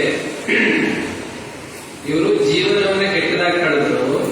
ಮರಣ ಕಾಲದಲ್ಲಿ ಮರಣ ಸಂಕಟ, ಭಯ, ಕತ್ತಲಲ್ಲಿ ಹೋಗಿ ನರಕಕ್ಕೆ ಹೋಗಿ ಅಲ್ಲಿ ಅನೇಕ ತರದ ಬಾಧೆಗಳನ್ನು ಅನುಭವಿಸಿ ಆ ಜೀವ ಯಾವುದೋ ಪಾಪಾತ್ಮರ ಹೊಟ್ಟೆಲೋ, ಕರ್ಮಿಷ್ಠರೋ ಅಥವಾ ಇನ್ನೂ ಹೆಚ್ಚು ಪಾಪ ಮಾಡಿರೋ ಪ್ರಾಣಿನೋ ಯಾವುದೋ ಒಂದು ಜೀವಿಯ ಹೊಟ್ಟೆಲಿ ಹುಟ್ಟಿ ಮತ್ತೆ ಈ ಲೋಕದಲ್ಲಿ ಹುಟ್ಟಿ ಎಲ್ಲೋ ಒಂದು ಕಡೆ ಹುಟ್ಟಿರ್ತಾರೆ. ಪುಣ್ಯಾತ್ಮರು ಹೀಗೆ. ಸೊ ಇದು ಪುರಾಣಗಳಲ್ಲಿ ಹೇಳೋ ಪ್ರಕಾರ ಈ ರೀತಿ ಮರಣ ನಂತರ ಏನಾಗುತ್ತೆ. ಒಂದು ಉದಾಹರಣೆ, ಶ್ರೀಮಾತೆ ಶಾರದಾ ದೇವಿಯವರು, ರಾಮಕೃಷ್ಣರ ಧರ್ಮಪತ್ನಿ ಶಾರದಾ ದೇವಿಯವರು ಜಯನವಾಡಿಯಲ್ಲಿ ಧ್ಯಾನದಲ್ಲಿ ಕುಳಿತಿರ್ತಾರೆ. ಅವ್ರಿಗೊಂದು ದೃಶ್ಯ, ಧ್ಯಾನದಲ್ಲಿ ಒಂದು ಅನುಭವ ಅವೆಲ್ಲ ಕಾಣುತ್ತೇನೋ ಕಾಣುತ್ತಲ್ಲ ದಿವ್ಯ ದೃಷ್ಟಿಗೆ. ಬಲರಾಮ ಬೋಸ್ ಅಂತ ಒಬ್ಬ ಇರ್ತಾನೆ. ಬಲರಾಮ ಅವನು ಶ್ರೀರಾಮಕೃಷ್ಣರಿಗೆ ತುಂಬಾ ಸೇವೆ ಮಾಡಿರ್ತಾನೆ, ಮಹಾಪುಣ್ಯಾತ್ಮ, ತುಂಬಾ ಸೇವೆ ಮಾಡಿರ್ತಾನೆ. ಅವ್ರಿಗೂ ವಯಸ್ಸಾಯ್ತು, ಏನೋ ಇದಾಯ್ತು, ಅವನು ಶರೀರ ಬಿಡ್ತಾ ಇದ್ದಾನೆ. ಅವ್ರಿಗೆ ಅಲ್ಲೇ ಗೊತ್ತಾಗುತ್ತೆ ಬಲರಾಮ ಶರೀರ ಬಿಡ್ತಾ ಇದ್ದಾನೆ. ಬಲರಾಮನನ್ನ ಕರ್ಕೊಂಡು ಹೋಗಕ್ಕೆ ನೋಡು, ವಿಮಾನದಿಂದ ದೇವತೆಗಳು ಬಂದ್ರು, ನಾನು ನೋಡಿದೆ ಧ್ಯಾನದಲ್ಲಿ. ದೇವತೆಗಳು ಬಂದು ಬಲರಾಮನನ್ನ ಕರ್ಕೊಂಡು ಹೋದ್ರು ಅಂತ ಶಾರದಾ ದೇವರು ಜಯರಾಮವಾಟಿಯಲ್ಲಿ ಕೂತ್ಕೊಂಡು ಹೇಳ್ತಿದ್ದಾರೆ. ಕಲ್ಕತ್ತಾ ಅಲ್ಲಿಂದ ಒಂದು 60 ಕಿಲೋಮೀಟರ್ ದೂರದಲ್ಲಿರೋ ಹಳ್ಳಿ ಇದು. ಈಗಲೂ ಕಲ್ಕತ್ತಾಗ ಹೋದ್ರೆ ಬೇಲೂರು ಮಠ, ನಮ್ಮ ಮೂಲ ಮಠ ಇದೆಯಲ್ಲ, ಅಲ್ಲಿ ಉದ್ಬೋಧನ ಅಂತ ಒಂದಿದೆ. ಹಾಗೆ ವಿವೇಕಾನಂದರು ಹುಟ್ಟಿದ ಮನೆ ಅದು ಮಠಕ್ಕೆ ಸೇರಿದೆ, ಅದೊಂದು. ಹಾಗೆಯೇ ಬಲರಾಮ್ ಬೋಸ್ ಮನೆ ಅಂತ ಒಂದಿದೆ, ಬಲರಾಮ್ ಪಾಟಿ ಅಂತ ಅದೇನೋ ಕರೀತಾರೆ. ಅಲ್ಲಿ ತುಂಬಾ ದೊಡ್ಡ ಮನೆ, ಅವರು ತುಂಬಾ ರೂಮ್ಗಳು, ಅಲ್ಲಿ ಚಿತ್ರಗಳು ಬರ್ತಿದ್ದಾರೆ. ಅವರು ಸತ್ಸಂಗ ಮಾಡ್ತಿದ್ದು, ಪೂರಿ ಜಗನ್ನಾಥ ರಥಯಾತ್ರೆ ಎಳಿತಾ ಇದ್ದಿದ್ದು, ಹಾಗೆ ಒಂದು ಕಡೆ ಶ್ರೀಮಾತೆಯವರು ಧ್ಯಾನದಲ್ಲಿ ಕೊಡ್ತಿರೋದು, ಇಲ್ಲಿ ದೇವತೆಗಳು ವಿಮಾನ ಬರ್ತಾ ಇರೋ ಒಂದು ಚಿತ್ರ, ಬಲರಾಮನನ್ನ ಕೂಡಿಸ್ಕೊಂಡು ದೇವತೆಗಳು ಕರ್ಕೊಂಡು ಹೋಗ್ತಾ ಇರೋದನ್ನ ಧ್ಯಾನದಲ್ಲಿ ಶ್ರೀಮಾತೆಯವರು ನೋಡಿದ್ರು ಅನ್ನೋದನ್ನ ಚಿತ್ರ ಬರ್ತಿದ್ದಾರೆ. ದೊಡ್ಡ ಚಿತ್ರ ಅಲ್ಲಿ ಈಗಲೂ ಇದೆ, ನಾವೆಲ್ಲ ನೋಡ್ಕೊಂಡು ಬಂದಿದ್ದೀವಿ. ಅಂದ್ರೆ ಇಲ್ಲಿ ಏನ್ ಸ್ಪಷ್ಟ ಆಯ್ತು, ಮರಣದ ನಂತರ ಶರೀರ ಬಿಟ್ಟ ಮೇಲೆ ಮಹಾಪುಣ್ಯವಂತನಾದ್ರಿಂದ, ಮಹಾಭಕ್ತನಾಗಿದ್ದರಿಂದ ದೇವತೆಗಳು ಬಂದರು, ಅವನನ್ನ ಕರ್ಕೊಂಡು ಹೋದರು. ಹಾಗಂತ ಮುಕ್ತಿ ಅಂತಲ್ಲ ಅದು. ಮತ್ತೆ ಅವರ ಪುಣ್ಯಕ್ಕನುಸಾರವಾಗಿ ಯಾವುದೋ ಅದು ನೋಡಿ, ಇನ್ನೊಂದು ಅವ್ರ ಮುಂದಿನ ಜನ್ಮ ಇನ್ನು 100 ವರ್ಷ ಆದ್ಮೇಲೆ ಆಗುತ್ತಾ, 1000 ವರ್ಷನ, ಅದು ಯಾವ್ದು ಲೆಕ್ಕಕ್ಕಿಲ್ಲ. ಮುಂದಿನ ಯುಗದಲ್ಲೂ ಆಗ್ಬೋದು. ಈಗ ಕಲಿಯುಗದಲ್ಲಿ ಹೋದಂತ ಪುಣ್ಯಾತ್ಮ ಮುಂದೆ ಸತ್ಯಯುಗ ಬರುತ್ತಲ್ಲ, ಆಗ ಎಲ್ಲೋ ಹುಟ್ಟಿ ಬರ್ಬೋದು. ಆ ಸತ್ಯಯುಗದಲ್ಲಿ ಹುಟ್ಟಿ ಬಂದು ಅವನು ಧ್ಯಾನದಲ್ಲಿ ತೊಡಗ್ಬೋದು, ಸಾಧನೆ ಮಾಡ್ಬೋದು, ಅವನೊಬ್ಬ ಮಹಾತ್ಮ ಆಗ್ಬೋದು, ಋಷಿ ಆಗ್ಬೋದು. ಈ ಜನಸಾಮಾನ್ಯರಿರುತ್ತಲ್ಲ, ಇಲ್ಲಿ ಸತ್ರು ಅಲ್ಲಿ ಹುಟ್ಟುದು. ಅವರು ಒಂದು ಜನ್ಮ ಪಡ್ಕೊಳ್ಳೋಷ್ಟರಲ್ಲಿ ಇವರು ಅದೆಷ್ಟು ಸರಿ ಹುಟ್ಟಿರ್ತಾರೋ ಸತ್ತಿರ್ತಾರ. ಕಾಮನ್ ಪೀಪಲ್ ಅಂತ ಏನು, ಅವರನ್ನ ಕರ್ಮಿಷ್ಠರು ಅಂತ ಕರೀತಾರೆ. ಅವ್ರಿಗೆ ಏನು ಅಂದ್ರೆ ಜೀವನದಲ್ಲಿ ದುಡಿಬೇಕು, ತಿನ್ಬೇಕು, ಎಂಜಾಯ್ ಮಾಡಬೇಕು, ಭೋಗ, ಸ್ವಾರ್ಥ, ಇಷ್ಟೇ. ಅವರು ಬೇಗ ಬೇಗ ಹುಡ್ತಾ ಇರ್ತಾರೆ, ಸಾಯ್ತಾ ಇರ್ತಾರೆ, ಹುಡ್ತಾ ಇರ್ತಾರೆ, ಸಾಯ್ತಾರೆ. ಒಂದು ಉದಾಹರಣೆ ನೋಡಿ, ಮನುಷ್ಯ ಜನ್ಮ ಶ್ರೇಷ್ಠ ಅಲ್ವಾ, ಪ್ರಾಣಿ ಪಕ್ಷಿ ಇತರ ಕಟ್ಟಿದ್ದಕ್ಕಿಂತ. ಪ್ರಾಣಿ ಪಕ್ಷಿಗಳದ್ದು ನೋಡಿ 10 ವರ್ಷ, 15 ವರ್ಷ, ಕೆಲವೆಲ್ಲ 5 ವರ್ಷ ಬೇಗ ಬೇಗ ಹುಟ್ಟುತ್ತೆ. 1 ವರ್ಷದಲ್ಲಿ ಬೆಳೆದ್ಬಿಡುತ್ತದೆ. ಒಂದು 3-4 ವರ್ಷ ಬದುಕಿರುತ್ತೆ, ಅಲ್ಲೇನೋ ಆಗಿ ಸತ್ತೋಗುತ್ತೆ. 5 ವರ್ಷದಲ್ಲಿ ಸತ್ತೋಗುತ್ತೆ, ಅಷ್ಟೇ ಜೀವನ. ಮತ್ತಿನ್ನೆಲ್ಲ ಹುಟ್ಟುತ್ತೆ, ಅಲ್ಲೊಂದಷ್ಟು ವರ್ಷ ಜೀವನ ಮಾಡುತ್ತೆ. ಅದೇ ಮನುಷ್ಯ 50 ವರ್ಷ, 60 ವರ್ಷ, 70 ವರ್ಷ ಒಂದೇ ಶರೀರದಲ್ಲಿ ಇರ್ತಾನೆ, ಸಾಧನೆ ಮಾಡೋಕ್ಕೆ ಅವಕಾಶ ಇದೆ. ಹೀಗೆ ಇಲ್ಲಿ ನಮ್ಗೆ ಸ್ಪಷ್ಟವಾಗಿ ಅರ್ಥ ಆಗೋದು, ಜನನ ಮರಣ, ಮರಣದ ನಂತರ ಆ ಜೀವಕ್ಕೆ ಬರುವಂತ ಮತ್ತೊಂದು ಶರೀರ, ಒಬ್ಬರಿಗೂ ಇನ್ನೊಬ್ಬರಿಗೂ ತುಂಬಾ ವ್ಯತ್ಯಾಸ ಇರುತ್ತೆ. ಹೀಗೆ ಇಲ್ಲ. ಅದರಲ್ಲಿ ಈ ಸಾಮಾನ್ಯ ಜೀವನ, ಪಾಪಕರ್ಮ ಇತ್ಯಾದಿ ಮಾಡಿರೋರಿಗೆ ಬೇಗ ಸಿಕ್ಬಿಡುತ್ತೆ ಶರೀರ. ಯಾವುದೋ ಪ್ರಾಣಿನೋ ಮನುಷ್ಯನೋ ಯಾವುದೋ ಇಂಥವ್ರೊಟ್ಟೆಲ್ಲ ಉಟ್ಕೊಂಡ್ಬಂದ್ಬಿಡ್ತಾರೆ. ಬೇಗ ಬೇಗ ಬೇಗ ಹುಡ್ತಾ ಇರ್ತಾರೆ, ಸಾಯ್ತಾ ಇರ್ತಾರೆ. ಈ ಮಹಾತ್ಮರು, ಸಾಧಕರು, ಅವರು ಬೆಳಕಿನ ಹಾದಿಯಲ್ಲಿ ಹೋಗ್ತಾರೆ. ಅಲ್ಲಿ ಆ ಜೀವ ಆನಂದದಲ್ಲಿರುತ್ತೆ. ಇಲ್ಲಿ ಯಾವುದೋ ಒಂದು ದೇವ ಕಾರ್ಯ ಅಥವಾ ಯಾರೋ ಮಹಾತ್ಮರು ಹುಟ್ಟಿದಾಗ ಅವರು ಶಿಷ್ಯರಾಗೋ, ಅಥವಾ ಇನ್ಯಾವುದೋ ಊರಲ್ಲಿ ಒಬ್ಬ ಮಹಾತ್ಮನಾಗೋ, ಪುಣ್ಯಾತ್ಮರ ಹುಟ್ಟೇಲಿ ಆ ಸಂದರ್ಭ ನೋಡಿಕೊಂಡು ಅಲ್ಲಿ ಪರಮಾತ್ಮನ ಇಚ್ಛೆಯಂತೆ ಅವರು ಅಲ್ಲಿ ಹುಟ್ಟಿ ಬರ್ತಾರೆ. ಬಂದು ಚಿಕ್ಕ ವಯಸ್ಸಲ್ಲಿ ಅವರಿಗೆ ಜ್ಞಾನ ಇರುತ್ತೆ, ಸಾಧನೆ ಮಾಡ್ತಾರೆ, ಸಮಾಜಕ್ಕೆ ಜ್ಞಾನವನ್ನು ನೀಡ್ತಾರೆ. ಅದೇ ಜನ್ಮ ಕೊನೆಯದಿದ್ರೆ ಆಗ್ಲೇ ಮುಕ್ತಿ ಪಡ್ಕೊಂಡ್ಬಿಡ್ತಾರೆ. ಈಗ ನಿಮ್ಗೊಂದು ಐಡಿಯಾ ಬಂತು ಅಂತ ಕಾಣುತ್ತೆ. ಎಲ್ಲರದ್ದು ಹೀಗೆ ಅಂತಲ್ಲ, ಒಬ್ಬೊಬ್ಬ ವ್ಯಕ್ತಿಗೂ ವ್ಯತ್ಯಾಸ ಇರುತ್ತೆ.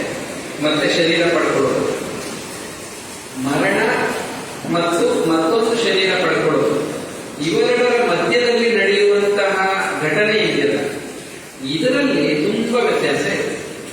ಮರಣದ ಅನುಭವ, ಮರಣದ ಸಂಕಟ, ಮರಣದ ವಿಧಾನ, ಅವನು ಭಯ ಪಡ್ಕೊಂಡು ಹೆದರ್ಕೊಂಡು ಸತ್ನೋ ಏನೋ ಅದೊಂದು. ಆ ಜೀವ ಯಾವ ರೀತಿ ಎಲ್ಲಿ ಹೋಗುತ್ತೆ, ಅಲ್ಲಿಯೇ ಅನುಭವಿಸ್ತು, ಮತ್ತೆ ಹಿಂದೆಲ್ಲಿ ಹುಟ್ಟುತ್ತೆ, ಇದೆಲ್ಲ ಕೂಡ ಒಬ್ಬೊಬ್ಬರಿಗೂ ಪ್ರತ್ಯೇಕವಾಗಿದೆ. ಎಲ್ಲಿ ವ್ಯತ್ಯಾಸ ಇರುತ್ತೆ ಅಂದ್ರೆ ಮನಸ್ಸು. ಇಲ್ಲಿ ಮನಸ್ಸು ಅನ್ನೋದು ತುಂಬಾ ಇಂಪಾರ್ಟೆಂಟ್. ಮನಸ್ಸಿನಲ್ಲಿ ಅದನ್ನು ಕೂಡ ಭಗವದ್ಗೀತೆ ಹೇಳಿದೆ. ಏನ್ ಹೇಳಿದೆ ಭಗವದ್ಗೀತೆಯಲ್ಲಿ? ಶರೀರ ಬಿಡುವಂತಹ ಕಾಲದಲ್ಲಿ ಸತ್ವಗುಣ ಮೇಲ್ ಬಂದಿದ್ರೆ, ಸತ್ವಗುಣ ಅಧಿಕವಾಗಿದ್ರೆ ದೇವತೆಗಳ ಶರೀರ ಪ್ರಾಪ್ತಿಯಾಗುತ್ತೆ. ಮರಣ ಕಾಲದಲ್ಲಿ ರಜೋಗುಣ ಅಧಿಕವಾಗಿದ್ರೆ ಮನಸ್ಸಿನಲ್ಲಿ ಪ್ರಪೋರ್ಷನ್ ಒಂದು 60-70% ರಜೋಗುಣ, ಮನುಷ್ಯ ಶರೀರ ಪ್ರಾಪ್ತಿಯಾಗುತ್ತೆ. ಮತ್ತೆ ಮರಣ ಕಾಲದಲ್ಲಿ ತಮೋಗುಣ ಹೆಚ್ಚಾಗಿದ್ರೆ, ಆ ಅಜ್ಞಾನ, ಆಲಸ್ಯ ಅಥವಾ ಇನ್ನೇನು ಮೂಢತನ, ಪ್ರಾಣಿ ಪಕ್ಷಿಗಳ ಶರೀರ ಪ್ರಾಪ್ತಿಯಾಗುತ್ತೆ. ಸೊ ಮನಸ್ಸು ಇಲ್ಲಿ ತುಂಬಾ ಇಂಪಾರ್ಟೆಂಟ್. ಆ ಮನಸ್ಸಿಗೆ ತಕ್ಕಂತೆ ಮುಂದಿನ ಗತಿ.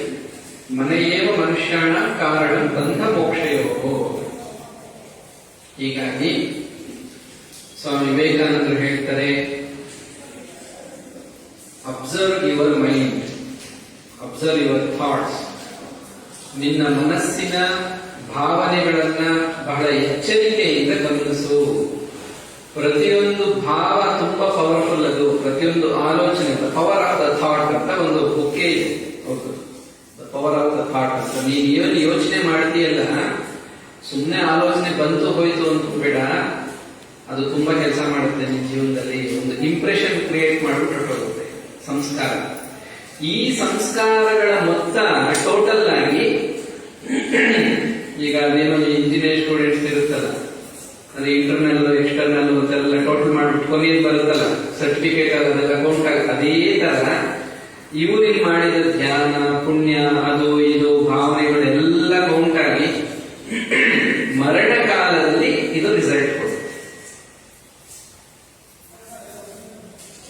ಹಾಗಾಗಿ ನಮ್ಮ ಆಲೋಚನೆ, ನಮ್ಮ ಮನಸ್ಸನ್ನ ನಾವು ಅಬ್ಸರ್ವ್ ಮಾಡ್ತಾ ಇರ್ಬೇಕು.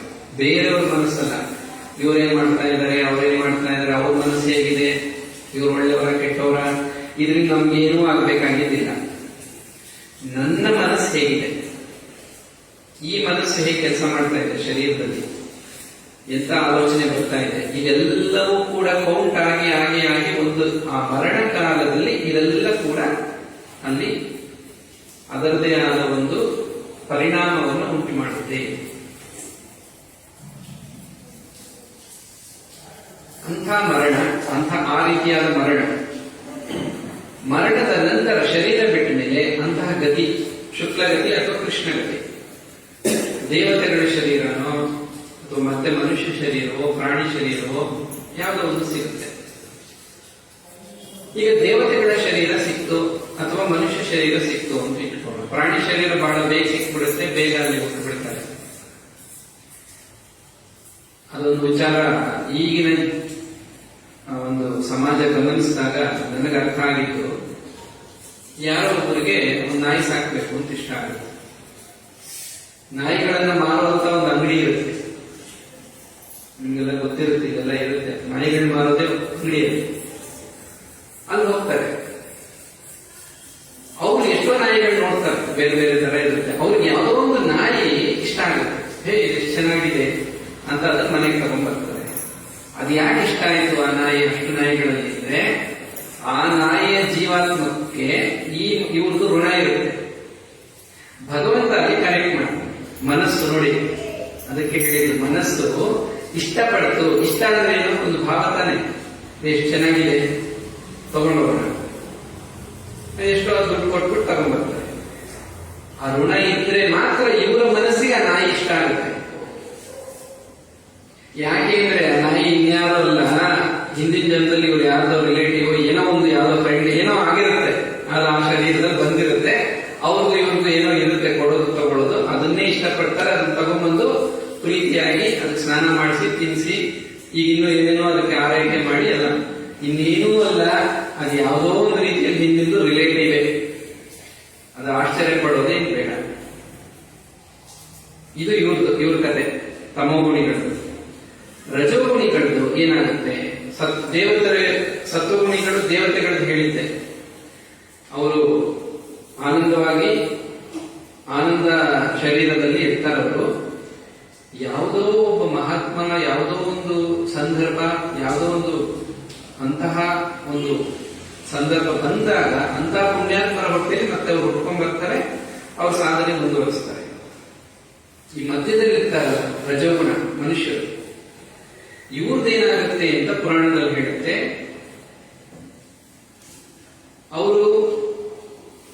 ಇವ್ರೇನ್ ಮಾಡಿರ್ತಾರೆ ಅಂದ್ರೆ, ಸಾಮಾನ್ಯವಾಗಿ ಮನುಷ್ಯರು ಪುಣ್ಯವನ್ನು ಮಾಡಿರ್ತಾರೆ, ಪಾಪನೂ ಮಾಡಿರ್ತಾರೆ. ಯಾರಿಗೂ ಮೋಸ ಮಾಡಿರ್ತಾರೆ, ಯಾರಿಗೂ ಒಳ್ಳೆಯದು ಮಾಡಿರ್ತಾರೆ, ದೇವಸ್ಥಾನಕ್ಕೂ ಹೋಗಿರ್ತಾರೆ, ಹಿಂದೆಲ್ಲೋ ಹೋಗಿ ಏನೋ ಮಾಡಿರ್ತಾರೆ, ಎಲ್ಲ ಪುಣ್ಯ ಪಾಪ ಎರಡೂ ಮಾಡಿರ್ತಾರೆ. ಇವ್ರದ್ದು ಅಲ್ಲಿ ಹೋಗಿ ಮೊದಲು ಪಾಪವನ್ನ ಅನುಭವಿಸೋದಕ್ಕೆ ಏನು ಬೇಕೋ ಅದನ್ನ ಯಮಧರ್ಮ ಅದು ನೋಡ್ಬೇಕಂದ್ರೆ ಅದೇನೇನು ಪನಿಷ್ಮೆಂಟ್ ಎಲ್ಲ ಆಗುತ್ತೆ. ಸರಿ, ಅದಾದ್ಮೇಲೆ ಏನಾಗುತ್ತೆ, ಅವರು ಚಂದ್ರಲೋಕವನ್ನು ಪ್ರವೇಶ ಮಾಡ್ತಾರೆ. ಇದು ಕೂಡ ಭಗವದ್ಗೀತೆ ಇದೆ. ಚಂದ್ರಮಾಸ ಅಂತ ಏನೋ ಒಂದು ಶ್ಲೋಕ ಬರುತ್ತೆ. ಆ ಶ್ಲೋಕದಲ್ಲಿ ಈ ವಿಚಾರ ಬರುತ್ತೆ.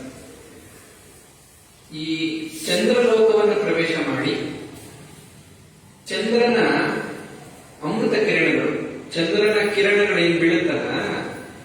ಚಂದ್ರನ ಕಿರಣಗಳಿಂದಲೇ ಧಾನ್ಯಗಳು ಹುಟ್ಟೋದು.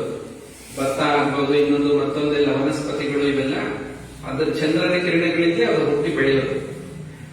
ಸೂಕ್ಷ್ಮ ರೂಪದಲ್ಲಿ ಆ ಜೀವ ಚಂದ್ರನ ಈ ಇಬ್ಬನಿ ಅಂತ ಕರೀತಾರೆ, ಬೆಳಗ್ಗೆ ಬೀಳುವಂತ ಇಬ್ಬನಿ, ಚಂದ್ರನ ಇದರಿಂದ ಬೀಳುವಂತದ್ದು. ಆ ಇಬ್ಬನಿಯ ರೂಪದಲ್ಲಿ ಸೂಕ್ಷ್ಮವಾಗಿ ಭೂಮಿಯನ್ನ ಸೇರಿ ಇಲ್ಲಿ ಯಾವುದೋ ಒಂದು ಧಾನ್ಯದಲ್ಲಿ ಸೇರ್ಕೋತಾನೆ ಜೀವ. ಆ ಧಾನ್ಯವನ್ನ ಋಣಾನುಬಂಧಕ್ಕನುಗುಣವಾಗಿ ಮಹಾಮಾಯೆ ಆ ವ್ಯಕ್ತಿ ತಿನ್ನೋ ಹಾಗೆ ಮಾಡ್ತಾಳೆ. ಧಾನ್ಯವೇ ದಿಕೆಗೆ ನಾಮ ಅಂತ ಹೇಳ್ತಾರೆ, ಖಾನೆವಾಲೆ ನಾಮ. ಆ ವ್ಯಕ್ತಿನೇ ಆ ಧಾನ್ಯವನ್ನು ತಿಂತಾನೆ, ಅವನ ಹೊಟ್ಟೆಗೆ ಹೋಗಿ ಸೇರ್ಕೊಳ್ಳುತ್ತೆ ಜೀವ. ಇದು ನಾನು ಹೇಳ್ತಾ ಇರೋದು ಭಾಗವತದಲ್ಲಿ ತಿಳಿಸಿರುವಂತ ವಿಚಾರ. ಯಾವ ಅಧ್ಯಾಯ ಅಂತ ನಿಮ್ಗೆ ಆಮೇಲೆ ರೆಫರೆನ್ಸ್ ಬೇಕಾದ್ರೆ ಹೇಳ್ತೀನಿ. ತಂದೆಯ ಗರ್ಭವನ್ನು ಪ್ರವೇಶ ಮಾಡುತ್ತೆ ಜೀವ. ಧಾನ್ಯ ಹೋಗಿ ಜೀವ ಆಯ್ತು. ಆ ಜೀವ ಭಗವಂತನ ಇಚ್ಛೆಗನುಸಾರವಾಗಿ ಆ ಕಾಲಕ್ಕೆ ತಕ್ಕಂತೆ ಸ್ತ್ರೀ ಶರೀರವನ್ನು ಪ್ರವೇಶ ಮಾಡುತ್ತೆ. ಸ್ತ್ರೀ ಶರೀರದಲ್ಲಿ ಸ್ಥೂಲ ಶರೀರ ಅದಕ್ಕೆ ಸಿದ್ಧ ಆಗುತ್ತೆ. 9 ತಿಂಗಳಿತ್ತು ಶರೀರ ಪಡ್ಕೊಂಡು 9 ತಿಂಗಳಾದ್ಮೇಲೆ ಹುಟ್ಟುತ್ತೆ.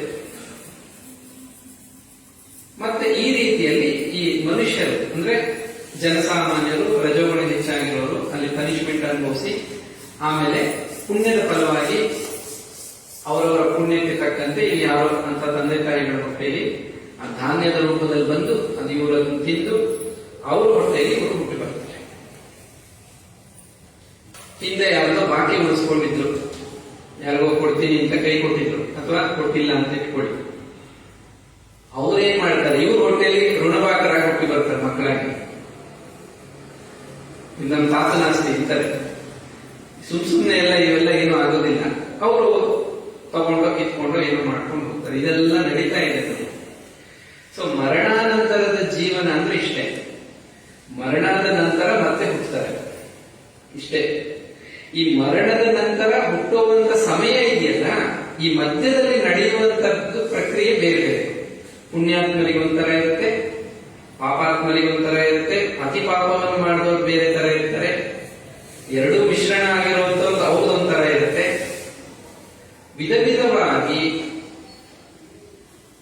ಇದನ್ನ ಭಗವಂತ ಒಂದು ವ್ಯವಸ್ಥೆ ಮಾಡಿದರೆ ಅವರವರ ತಕ್ಕ ಹಾಗೆ ಆಯಾ ಶರೀರ ಆಯಾ ಕಾಲಕ್ಕೆ ಹುಟ್ಟಿ ಬರ್ತಾ ಇರ್ತಾರೆ. ಇದು ಮರಣಾನಂತರದ ಜೀವನ.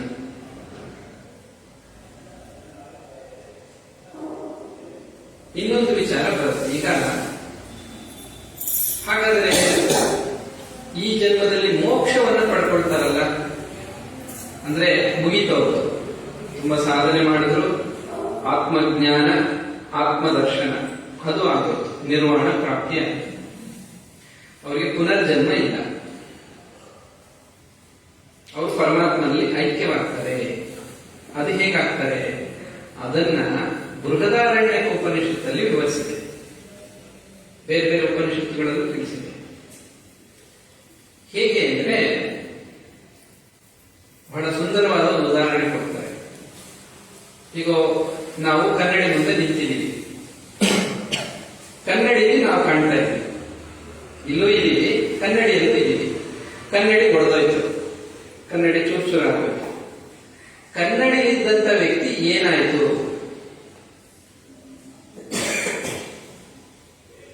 ಪ್ರತಿಬಿಂಬ ಈ ಬಿಂಬದಲ್ಲಿ ಸೇರ್ಕೊಂಡ್ಬಿಡ್ತು.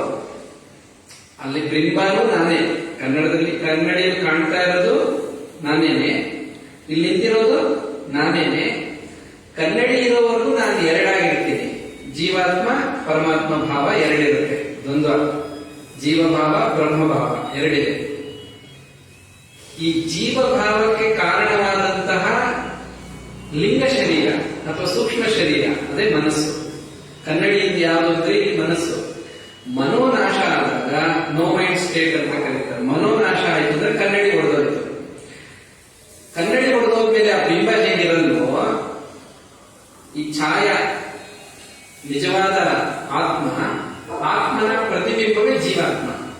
ಜೀವಾತ್ಮ ಇಲ್ಲ, ಪರಮಾತ್ಮ ಮಾತ್ರ ಉಳಿದಿರ್ತಾನೆ. ಅದನ್ನೇ ಕೇವಲಸ್ಯ ಭಾವ ಕೈವಲ್ಯ. ಇದು ಯಾವಾಗ ಆಗುತ್ತೆ ಅಂದ್ರೆ ಮರಣದ ಸಮಯದಲ್ಲಿ ಆಗಲ್ಲ. ಇದು ಮರಣಕ್ಕೆ ಮುಂಚೆನೆ ಆಗ್ಬೇಕು. ಮರಣದ ಸಮಯದಲ್ಲಿ ಆದಂತ ಸದ್ಗತಿ, ಪುಣ್ಯಜೀವಿ ಮತ್ತೆ ಹುಟ್ಟೋದು. ಸಾಮಾನ್ಯರು ಅವ್ರವ್ರದ್ದು ಏನಿದೆ ಅಕೌಂಟ್ ಎಲ್ಲ ಕ್ಲಿಯರ್ ಮಾಡ್ಕೊಂಡು ಎಲ್ಲ ಹುಟ್ಟೋದು. ಪಾಪಿಗಳು ಪ್ರಾಣಿ ಪಕ್ಷಿ ಶರೀರ ಎಲ್ಲ ಒಂದ್ ಕಡೆ ಹುಟ್ಟುತ್ತಾರೆ. ಮುಕ್ತಾತ್ಮರು ಏನಾಗ್ತಾರೆ? ಇದೆಲ್ಲವನ್ನು ನಾವು ಉಪನಿಷತ್ತುಗಳು ಪುರಾಣಗಳಲ್ಲಿ ಓದ್ಬೋದು. ಅದಕ್ಕೆ ಅಧ್ಯಯನ ಮಾಡಬೇಕು. ಯಾಕೆ ಅಧ್ಯಯನ ಮಾಡಬೇಕು ಅಂದ್ರೆ, ನನ್ನ ಬಗ್ಗೆ ನಾನು ತಿಳ್ಕೊಳ್ಳೋಕೆ ಶಾಸ್ತ್ರ ಅಧ್ಯಯನ ಮಾಡಬೇಕು. ಆಗ ನಮ್ಗೆಲ್ಲಕ್ಕೂ ಪ್ರಶ್ನೆಗೂ ಉತ್ತರ ಸಿಗುತ್ತೆ. ಮುಕ್ತಿ ಇಷ್ಟೇ. ಜೀವನ ಅಂದ್ರೆ ನಾನು ಮತ್ತು ಮನಸ್ಸು. ಹೌದಲ್ಲ? ನೋಡಿ, ನಿಮ್ ಮನಸ್ಸಿನ ಜೊತೆ ನೀವು ಜೀವನ ಮಾಡ್ತಾ ಇರ್ತೀರ. ನಾಳೆ ಏನ್ ಮಾಡ್ಬೇಕು ಮನಸ್ಸೇ ಅದನ್ನ ಕ್ಯಾಲ್ಕುಲೇಟ್ ಮಾಡ್ತಾ ಇರೋದು. ಸುಖ ಮನಸ್ಸಿಗೆ, ದುಃಖ ಮನಸ್ಸಿಗೆ, ಶುಭ ಅಶುಭಗಳು ಮನಸ್ಸಿನಿಂದ ಆಗ್ತಾ ಇದೆ, ಫಲನು ಮನಸ್ಸಿಗೆ ಅನುಭವಿಸುತ್ತಾ ಇದೆ. ಅದಕ್ಕೆ ನಡೀತಾ ಇದೆ. ಮನಸ್ಸಿರುವವರೆಗೂ ಅವನು ಮತ್ತೆ ಹುಟ್ಟಲೇಬೇಕು. ಮರಣ ಬರುವುದಕ್ಕೆ ಮೊದಲೇ ಅವನು ಮನಸ್ಸಿನಿಂದ ಮುಕ್ತನಾಗ್ಬಿಟ್ರೆ, ನೋ ಮೈಂಡ್ ಸ್ಟೇಟ್ ಅಂತ ಏನ್ ಕರೀತು, ಅಮನಸ್ಕ ಸ್ಥಿತಿ ಅಂತ ಒಂದಿದೆ ಶಾಸ್ತ್ರದಲ್ಲಿ. ಅಮನಸ್ಕ, ನಾ ಮನಸ್ಕ, ಅಮನಸ್ಕ. ಅಮನಸ್ಕ ಸ್ಥಿತಿಯನ್ನ ಮರಣ ಬರುವುದಕ್ಕೆ ಮೊದಲೇ ಅವನು ಪಡ್ಕೊಂಡ್ರೆ, ಕೈವಲ್ಯ ಅಥವಾ ನಿರ್ವಾಣ ಪಡ್ಕೊಂಡ್ರೆ ಅವನು ಮತ್ತೆ ಹುಟ್ಟಲ್ಲ. ಯಾಕಂದ್ರೆ ಹುಟ್ಟೋದಕ್ಕೆ ಮನಸ್ಸೇ ಇಲ್ಲ. ಮನಸ್ಸಿನಲ್ಲಿ ರಜೋಗುಣ ಅಥವಾ ಪಾಪದ ಅಂಶ ಹೆಚ್ಚಾಗಿದ್ರೆ ಈ ತರ ಯಾವುದೋ ಒಂದು ಶರೀರ ಕಾಂಬಿನೇಷನ್. ಪಾಪ ಹೆಚ್ಚಾಗಿದ್ರೆ ಪ್ರಾಣಿ ಪಕ್ಷಿ, ಸ್ವಲ್ಪ ಸಮಭಾವದಲ್ಲಿದ್ರೆ ಮನುಷ್ಯ, ಪುಣ್ಯ ಹೆಚ್ಚಾಗಿದ್ರೆ ದೇವತೆ ಅಥವಾ ದೇವಲೋಕದಲ್ಲಿ ವಾಸ, ಈ ತರ ಎಲ್ಲ ಆಗುತ್ತೆ. ಈಗ ಜ್ಞಾನಿ ಆದಂತ ಪೂರ್ಣ ಜ್ಞಾನಿ, ಶರೀರ ಅಂದ್ರೆ ಆಯುಷ್ಯ ಮುಗಿಯುವುದಕ್ಕೆ ಮೊದಲೇ ಅವನಿಗೆ ಆತ್ಮ ಸಾಕ್ಷಾತ್ಕಾರ ಆಗೋಯ್ತು ಅಂದ್ರೆ ಅವನಿಗೆ ಮನಸ್ಸಿರಲ್ಲ. ಅಲ್ಲಿ ನಾನು ಮತ್ತು ಮನಸ್ಸಿದ್ರೆ ದ್ವೈತ, ನಾನು ಮಾತ್ರ ಇದ್ರೆ ಅದ್ವೈತ. ಏಕಮೇವ ದ್ವಿತೀಯ ಬ್ರಹ್ಮ ನೇಹ ನಾನಾಸ್ತಿ ಕಿಂಚನ. ಆಮೇಲೆ ಏನಾಗುತ್ತೆ? ಬ್ರಹ್ಮ ಸತ್ಯ ಜಗನ್ಮಿಥ್ಯ ಜೀವೋ ಬ್ರಹ್ಮ ಇವ ನಾಪರಃ. ಈ ಜಗತ್ತು ಅಂತ ಏನು ಅನುಭವ ಬರ್ತಾ ಇರುತ್ತಲ್ಲ, ಅವನಿಗೆ ಜಗತ್ತೇ ಇರೋದಿಲ್ಲ. ಪ್ರಪಂಚೋಪಶಮನಂ ಶಾಂತಂ ಶಿವಂ ಅದ್ವೈತಂ. ಅವನ ಪಾಲಿಗೆ ಪ್ರಪಂಚವೇ ಇಲ್ಲ. ಮತ್ತೆ ಇನ್ನೇನಿದೆ ಅವನಿಗೆ ಅಂದ್ರೆ, ಅವನಿಗೆಲ್ಲವೂ ಕೂಡ ಆತ್ಮಮಯ. ಇದಂ ಸರ್ವಂ ಯದಯಮಾತ್ಮ. ಎಲ್ಲವೂ ತಾನೇ ಆಗಿರ್ತಾನೆ.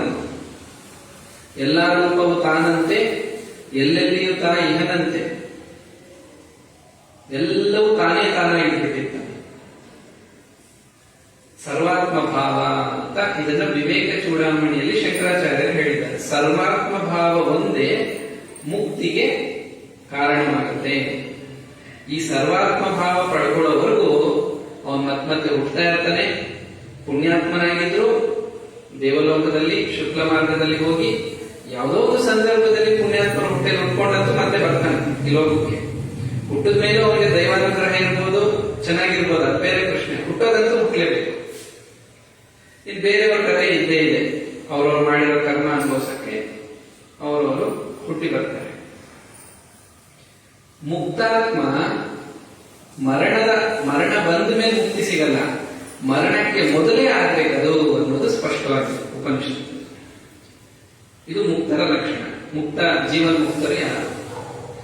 ನಾವು ಬದುಕಿದ್ದಾಗಲೇ ಮನಸ್ಸನ್ನ ಇಲ್ಲದಂತೆ ಮಾಡ್ಕೋಬೇಕು. ಮನಸ್ಸು ಇಲ್ಲದವನನ್ನೇ ಅವ್ರಿಗೊಂದು ಹೆಸರಿದೆ, ಮನೀಷಿಣ ಅಂತ ಒಂದ್ ಕಡೆ ಕರೀತಾರೆ. ಇನ್ನು ಬೇರೆ ಬೇರೆ ಹೆಸರುಗಳೆಲ್ಲ ಅವ್ರನ್ನ ಕರೀತಾರೆ. ಅವ್ರ ಮನಸ್ಸಿರಲ್ಲ, ಅವ್ರಿಗೆ ತ್ರಿಗುಣಗಳಿಂದ ಮೀರಿ ಹೋಗಿರ್ತಾರೆ, ನಿರ್ಗುಣ ಸ್ಥಿತಿಯಲ್ಲಿ ಇರ್ತಾರೆ. ಕೈವಲ್ಯ ಅವರಿಗೆ ಸಿದ್ಧವಾಗಿರುತ್ತೆ, ಸ್ವತಃ ಸಿದ್ಧ. ನನಗೆ ಪುನರ್ಜನ್ಮ ಇಲ್ಲ ಅಂತ ಅವ್ರಿಗೆ ಗೊತ್ತಾಗ್ಬಿಡುತ್ತೆ. ಯಾಕೆಂದ್ರೆ ಜನ್ಮ ತಾಳಕ್ಕಲ್ಲಿ ಜಗತ್ತೇ ಇಲ್ಲ. ಇದು ಬಹಳ ಸೂಕ್ಷ್ಮವಾದ ವಿಚಾರ ಆಯಿತು. ಇದು ಅರ್ಥ ಮಾಡ್ಕೊಳ್ಳೋದು ಅಷ್ಟು ಸುಲಭ ಮಾತಲ್ಲ, ಸಾಧನೆ ಆಗಿರ್ಬೇಕು. ಜ್ಞಾನ ಸಾಧನೆ ಮಾಡಿ ಮಾಡಿ ಜ್ಞಾನ ಪೂರ್ಣ ಜ್ಞಾನ. ಇದನ್ನೇ ಬ್ರಹ್ಮ ಸತ್ಯ ಜಗನ್ಮಿತ್ಯ ಜೀವೋ ಬ್ರಹ್ಮೈವ ನಾಪರಃ ಅಂತ ಬರುತ್ತೆ. ಇಲ್ಲಿ ಜಗತ್ತು ಅಂತ ಜೀವ ಅಂತ ಏನೂ ಇಲ್ಲ, ಎಲ್ಲವೂ ಆತ್ಮಮಯ. ಸರ್ವಂ ಕಲ್ವಿದಂ ಬ್ರಹ್ಮ. ಈ ಅನುಭೂತಿ ಆದಾಗ ಏನಾಗುತ್ತೆ ಅಂದ್ರೆ ಇಡೀ ವಿಶ್ವ ತನ್ನಲ್ಲಿ ಲೀನ ಆಗಿರುತ್ತೆ. ಇದು ಹೇಗೆ ವಿವರಿಸೋದು? ಇಡೀ ವಿಶ್ವವನ್ನ ತನ್ನಲ್ಲಿ ಲೀನ ಮಾಡ್ಕೋಬೇಕು. ಲೀನ ಮಾಡ್ಕೊಳ್ಳೋದಲ್ಲ, ಆಗೋಗುತ್ತೆ. ಯಾಕೆಂದ್ರೆ ಅದಕ್ಕೊಂದು ನಿಮ್ಗೆ ರೆಫರೆನ್ಸ್ ಕೊಟ್ಟಿರ್ತೇನೆ. ಇದ್ರ ಬಗ್ಗೆ ನೀವು ಇನ್ನೂ ಚೆನ್ನಾಗಿ ಸ್ವಲ್ಪ ತಿಳ್ಕೋಬೇಕು ಅನ್ನೋ ಆಸಕ್ತಿ ಇದೆ ಅಂದ್ರೆ ದಕ್ಷಿಣಾಮೂರ್ತಿ ಸ್ತೋತ್ರ. ವಿಶ್ವಂ ದರ್ಪಣ ದೃಶ್ಯಮಾನ ನಗರಿ ತುಲ್ಯಂ ನಿಜಾಂತರ್ಗತಂ ಪಶ್ಯನ್ನಾತ್ಮನಿ ಮಾಯೆಯ ಬಹಿರಿವೋದ್ಭೂತಂ ಯಥಾ ನಿದ್ರಯ ಯತ್ ಸಾಕ್ಷಾತ್ ಕುರುತೆ ಪ್ರಬೋಧ ಸಮಯೇ ಸ್ವಾತ್ಮಾನಮೇವಾದ್ವಯಂ ತಸ್ಮೈ ಶ್ರೀ ಗುರುಮೂರ್ತಿಯೇ ನಮ ಇದಂ ದಕ್ಷಿಣಾಮೂರ್ತಯೇ. ಮೊದಲನೇ ಶ್ಲೋಕ. ಸ್ವಾತ್ಮಾನಮೇವಾದ್ವಯಂ, ಅದ್ವಯವಾದ ನನ್ನ ಆತ್ಮ ಬಿಟ್ಟು ಇಲ್ಲೇನಿಲ್ಲ. ಏಕಮೇವ ದ್ವಿತೀಯ ಬ್ರಹ್ಮ, ನಾನೇ ನಾನಾಗಿರುವಂತ ಸ್ಥಿತಿಯಲ್ಲಿ. ಇದನ್ನ ಪರಿಪೂರ್ಣತೆ ಅಂತ ಕರೀತಾರೆ. ಉಪನಿಷತ್ತಲ್ಲಿ ಇನ್ನೊಂದು ಶ್ಲೋಕ ಬರುತ್ತೆ. ಪೂರ್ಣಮದ ಪೂರ್ಣಮಿದಂ ಪೂರ್ಣಾತ್ ಪೂರ್ಣಮುದಚ್ಯತೆ ಪೂರ್ಣಸ್ಯ ಪೂರ್ಣಮಾದಾಯ ಪೂರ್ಣಮೇವಾವಶಿಷ್ಯತೆ. ಅಲ್ಲಿ ಬರೀ ಪರಿಪೂರ್ಣತೆ ಒಂದು ಉಳಿಯುತ್ತೆ, ಇನ್ನೇನಿರಲ್ಲ, ತಾನೇ ತಾನಾಗಿರೋದು. ನನಗಿಂತ ಇನ್ನೊಂದಿದೆ ಅಂತ ಯಾರಿಗಾದ್ರೂ ಅನ್ನಿಸ್ತಾ ಇದೆ ಅಂದ್ರೆ ಅವ್ರು ಮತ್ತೆ ಹುಟ್ಟಲೇಬೇಕು. ನಾನಲ್ಲದೆ ಈ ವಿಶ್ವದಲ್ಲಿ ಯಾರೂ ಇಲ್ಲ, ಇರೋದು ನಾನು ಮಾತ್ರ. ಈ ವಿಚಾರ ಇಲ್ಲ ಎಲ್ಲಿ ಸಿಕ್ತು ಅಂದ್ರೆ ವಿವೇಕಾನಂದರ ಜ್ಞಾನ ಯೋಗ ಅಂತ ಒಂದು ಪುಸ್ತಕ ಇದೆ, ಅಲ್ಲಿ. ಇನ್ನೊಂದು ಪತಂಜಲಿ ಯೋಗ ಸೂತ್ರಗಳ ಬಗ್ಗೆ ವಿವೇಕಾನಂದರ ಎಕ್ಸ್ಪ್ರೆಷನ್ ಇದೆ. ಅದರಲ್ಲಿ ಕೆಲವು ಕಡೆ ಈ ಉನ್ನತ ಮಟ್ಟದ ಸತ್ಯವನ್ನು ಹೇಳ್ತಾರೆ. ಈ ಅನುಭವ ಆದ್ಮೇಲೆ ಈ ವಿಶ್ವದಲ್ಲಿರೋದು ನಾನು ಮಾತ್ರ. ಅಲ್ಲಿ ಲೋಕ ಇಲ್ಲ, ಜೀವ ಇಲ್ಲ, ಜನನ ಇಲ್ಲ, ಮರಣ ಇಲ್ಲ, ತನಗಿಂತ ಭಿನ್ನವಾದ ಮತ್ತೊಂದು ಇಲ್ಲವೇ ಇಲ್ಲ, ನಾನು ಮಾತ್ರ ಇದ್ದೀನಿ. ಈ ಅದ್ವೈತ ಅನುಭವ ಆದವರಿಗೆ ಪುನರ್ಜನ್ಮ ಇಲ್ಲ. ಯಾರಿಗ ಅನುಭವ ಆಗಿದೆಯೋ ಅವ್ರು ಗೊತ್ತು ನಾನು ಮತ್ತೆ ಹುಟ್ಟಲ್ಲ ಅಂತ. ಹುಟ್ಟಕ್ಕೆ ಜಗತ್ತೇ ಇರಲ್ಲ, ಜಗತ್ತೇ ತನ್ನಲ್ಲಿ ಲೀನವಾಗಿರ್ತದೆ. ಇದೆಲ್ಲ ಬ್ರಹ್ಮಸೂತ್ರಗಳು ಇವುಗಳಲ್ಲೆಲ್ಲ ಸ್ವಲ್ಪ ತಿಳಿಸಿದೆ. ಇದು ಜೀವನ್ಮುಕ್ತರ ಲಕ್ಷಣ. ಈ ವಿಚಾರ ಇದಾಗಿದೆ ಒಂದು. ಸೊ ಮರಣದ ನಂತರ ಜೀವನ ಅಂದ್ರೆ ಒಬ್ಬೊಬ್ಬರದು ಒಂದೊಂದು ರೀತಿ ಇರುತ್ತೆ. ಅವ್ರು ಮಾಡಿರೋ ಕರ್ಮ ಎಲ್ಲ ಮನಸ್ಸಿನಲ್ಲಿ ಇಂಪ್ರೆಷನ್ಸ್ ಕ್ರಿಯೇಟ್ ಆಗಿರುತ್ತೆ. ಮರಣ ಸಮಯದಲ್ಲಿ ಟೋಟಲ್ ಆಗಿ ಒಂದು ರಿಸಲ್ಟ್ಸ್ ಇರುತ್ತೆ. ಅದು ಇದು ಎಲ್ಲ ಸೇರ್ಕೊಂಡು ಒಂದು ಭಾವವಾಗಿ, ಪ್ರಬಲವಾದ ಭಾವ ಆಗಿ ಆ ಮರಣ ಕಾಲದಲ್ಲಿ ಪ್ರಕಟ ಆಗಿ ಆ ಭಾವ ಪುನರ್ಜನ್ಮಕ್ಕೆ ಕಾರಣ ಆಗುತ್ತೆ. ಹಾಗಾಗಿ ನಾವು ಮಾಡುವಂತ ಪ್ರತಿಯೊಂದು ಆಲೋಚನೆ, ನಾವು ಮಾಡುವಂತ ಪ್ರತಿಯೊಂದು ಕರ್ಮ ಎಚ್ಚರಿಕೆಯಿಂದ ಮಾಡಿ. ಒಂದು ಸಣ್ಣ ನೆಗೆಟಿವ್ ಥಾಟ್ ಅಂತ ಅಥವಾ ಏನೋ ಒಂದು ಪಾಪಕರ್ಮನ ತಪ್ಪು ಅಂತ ಮಾಡಿದಾಗ ಅದು ಅದರ ಕೆಲಸ ಮಾಡೇ ಮಾಡುತ್ತೆ. ನೀವು ಮಾಡಿದಂತ ಒಂದು ಸಣ್ಣ ಕೆಲಸ ಕೂಡ ವ್ಯರ್ಥವಾಗೋದಿಲ್ಲ. ಅದರದೇ ಆದ ಒಂದು ಪಾಸಿಟಿವ್ ರಿಸಲ್ಟ್ ನಿಮಗೆ ಈ ಮರಣ ಸಮಯದಲ್ಲೋ ಅಥವಾ ಮುಂದಿನ ಶರೀರದಲ್ಲೋ ಅದು ನಿಮಗೆ ಸಿಕ್ಬಿಡುತ್ತೆ. ನೀವು ಬ್ಯಾಂಕ್ ಹೋಗಿ 10 ರೂಪಾಯಿ ಡೆಪಾಸಿಟ್ ಮಾಡಿದ್ರೆ ಎಲ್ಲೋ ಇರ್ತದೋ ನಿಮ್ಮ ಅಕೌಂಟ್ ಅಲ್ಲೇ ಇದೆ. 1 ರೂಪಾಯಿ ಹಾಕಿ ನಿಮ್ಮ ಅಕೌಂಟ್ ಅಲ್ಲೇ ಇದೆ. 1 ರೂಪಾಯಿ ಕೂಡ ನಿಮಗೆ ಅದು ಕಳೆದೋಗಲ್ಲ, ಅಲ್ಲೇ ಇರುತ್ತೆ. ಯಾವುದೋ ಸಂದರ್ಭದಲ್ಲಿ ನಿಮ್ಗೆ ಅದು ಉಪಯೋಗಕ್ಕೆ ಬರುತ್ತೆ. ಅದೇ ತರ ಕರ್ಮಕ್ಕನುಸಾರವಾಗಿ ಶರೀರ, ಜೀವನ, ಇದು ಕರ್ಮಭೂಮಿ. ಇಲ್ಲಿ ಶರೀರ ಅಂತ ಬಂದ್ಮೇಲೆ ಕರ್ಮ ಮಾಡ್ತಾ ಇರ್ತೀವಿ. ಯಾವ ರೀತಿ ಕರ್ಮ ಮಾಡಬೇಕು ಇದಕ್ಕೆ ನಮಗೆ ಭಗವಂತ ಬುದ್ಧಿ ಕೊಟ್ಟಿದ್ದಾನೆ. ಯಾವುದು ಮಾಡಬೇಕು, ಯಾವ್ದು ಮಾಡಬಾರ್ದು. ಶಾಸ್ತ್ರವಾಕ್ಯ ಗುರುವಾಕ್ಯಕ್ಕೆ ಅನುಗುಣವಾಗಿ ಎಚ್ಚರಿಕೆಯಿಂದ ನಾವು ಮಾಡ್ತಾ ಹೋದ್ರೆ ನಮ್ಮ ಮುಂದಿನ ಗತಿ ಮರಣ, ಎಂತಹ ಮರಣ, ನಮಗೆ ಎಂತಹ ಮರಣ ಬರುತ್ತೆ ಎನ್ನುವುದು ಬೇರೆ ಯಾರ ಕೈಯಲ್ಲಿಲ್ಲ, ನಮ್ಮ ಕೈಯಲ್ಲೇ ಇದೆ. ಅದು ಅನಾಯಾಸೇನ ಮರಣನ, ಸುಖ ಮರಣನ, ಆನಂದಮಯವಾದ ಒಂದು ಸ್ಥಿತಿನ, ಅದು ಅವರವರ ಪುಣ್ಯ ಜ್ಞಾನದ ಮೇಲೆ ಡಿಪೆಂಡ್ ಆಗುತ್ತೆ. ಇನ್ನು ಪಾಪಕರ್ಮಗಳು ಮಾಡಿದವರಿಗೆ ಅದಕ್ಕೆ ಅಂತ ಒಂದು ವ್ಯವಸ್ಥೆ ಇರುತ್ತೆ. ಅದೆಲ್ಲ ಎಲ್ಲಿದೆ ವ್ಯವಸ್ಥೆ ಅಂದ್ರೆ ಎಲ್ಲೂ ಇಲ್ಲ, ಅವರ ಮನಸ್ಸಿನಲ್ಲೇ ಇರುತ್ತೆ. ಅವರ ಮನಸ್ಸಿನಲ್ಲೇ ನರಕ ಅನ್ನೋದು ಸೃಷ್ಟಿಯಾಗುತ್ತೆ. ಎಲ್ಲಿದೆ ಲೋಕ, ಅದು ನಾವು ನೋಡಿಲ್ವಲ್ಲ. ಈಗ ನೀವು ಇಲ್ಲಿವರೆಗೂ ಏನ್ ನೋಡ್ತಾ ಇದ್ದೀರೋ ನಿಮ್ಮ ಮನಸ್ಸನ್ನೇ ನೀವು ನೋಡ್ತಾ ಇರೋದು. Mind is the creator of the world ಅಂತ. ಮತ್ತೆ ಜ್ಞಾನಯೋಗ ವೇದಾಂತಕ್ಕೆ ಬಂದ್ವಿ. ನಿಮ್ಗೆ ಸ್ವರ್ಗ ಇಲ್ವಾ? ಸ್ವರ್ಗನ ಪಾಲಿಗೆ ಅಂತ ಒಂದು ನರಕ ಇರುತ್ತದೆ. ಕನಸು ನಾವು ಅನುಭವಿಸಿದ್ದೀವಿ ತಾನೆ. ಅದೇ ತರ ನಮ್ಮ ನರಕವನ್ನು ನಾವೇ ಸೃಷ್ಟಿ ಮಾಡ್ಕೋತೀವಿ, ನಮ್ಮ ಸ್ವರ್ಗವನ್ನು ನಾವೇ ಸೃಷ್ಟಿ ಮಾಡ್ಕೋತೀವಿ. ಅಂದ್ರೆ ನಮ್ಮ ಮನಸ್ಸು ನಮಗೆ ಸೃಷ್ಟಿ ಮಾಡಿಕೊಡುತ್ತೆ. ನಮ್ಮ ಮನಸ್ಸಿನ ಅನುಭವ ನಾವು ಅನುಭವಿಸಬೇಕಾ? ಈಗ ಯಾರಿಗೂ ಮನಸ್ಸಿನ ದುಃಖ ಆಯಿತು, ಅದನ್ನು ಶೇರ್ ಮಾಡ್ಕೊಳಕ್ಕಾಗುತ್ತೆ ಬೇರೆಯವ್ರಿಗೆ. ಅವರ ಮನಸ್ಸಿನ ದುಃಖ ಅವ್ರಿಗೆ. ಹಾಗೆ ಅವರ ಲೋಕ, ಆ ಮನಸ್ಸಿನಿಂದ ಸಿಕ್ಕಂತ ಶರೀರ, ಅದರ ಅನುಭವ ಎಲ್ಲ ಮರಣದ ನಂತರ ಅವ್ರಿಗಾಗುತ್ತೆ.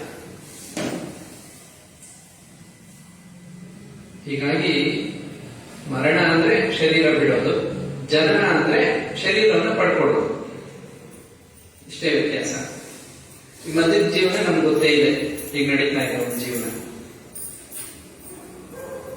ನಮಗೆ ಉತ್ತಮ ಗತಿ ಸಿಗಬೇಕಾದ್ರೆ ಈ ಟೈಮ್ ಇದೆಯಲ್ಲ, ಜೀವನದ ಟೈಮ್, ಇದನ್ನ ನಾವು ಸದ್ವಿನಿಯೋಗ ಮಾಡಿಕೊಂಡ್ರೆ, ಸಾಧನೆ ಮಾಡಿದ್ರೆ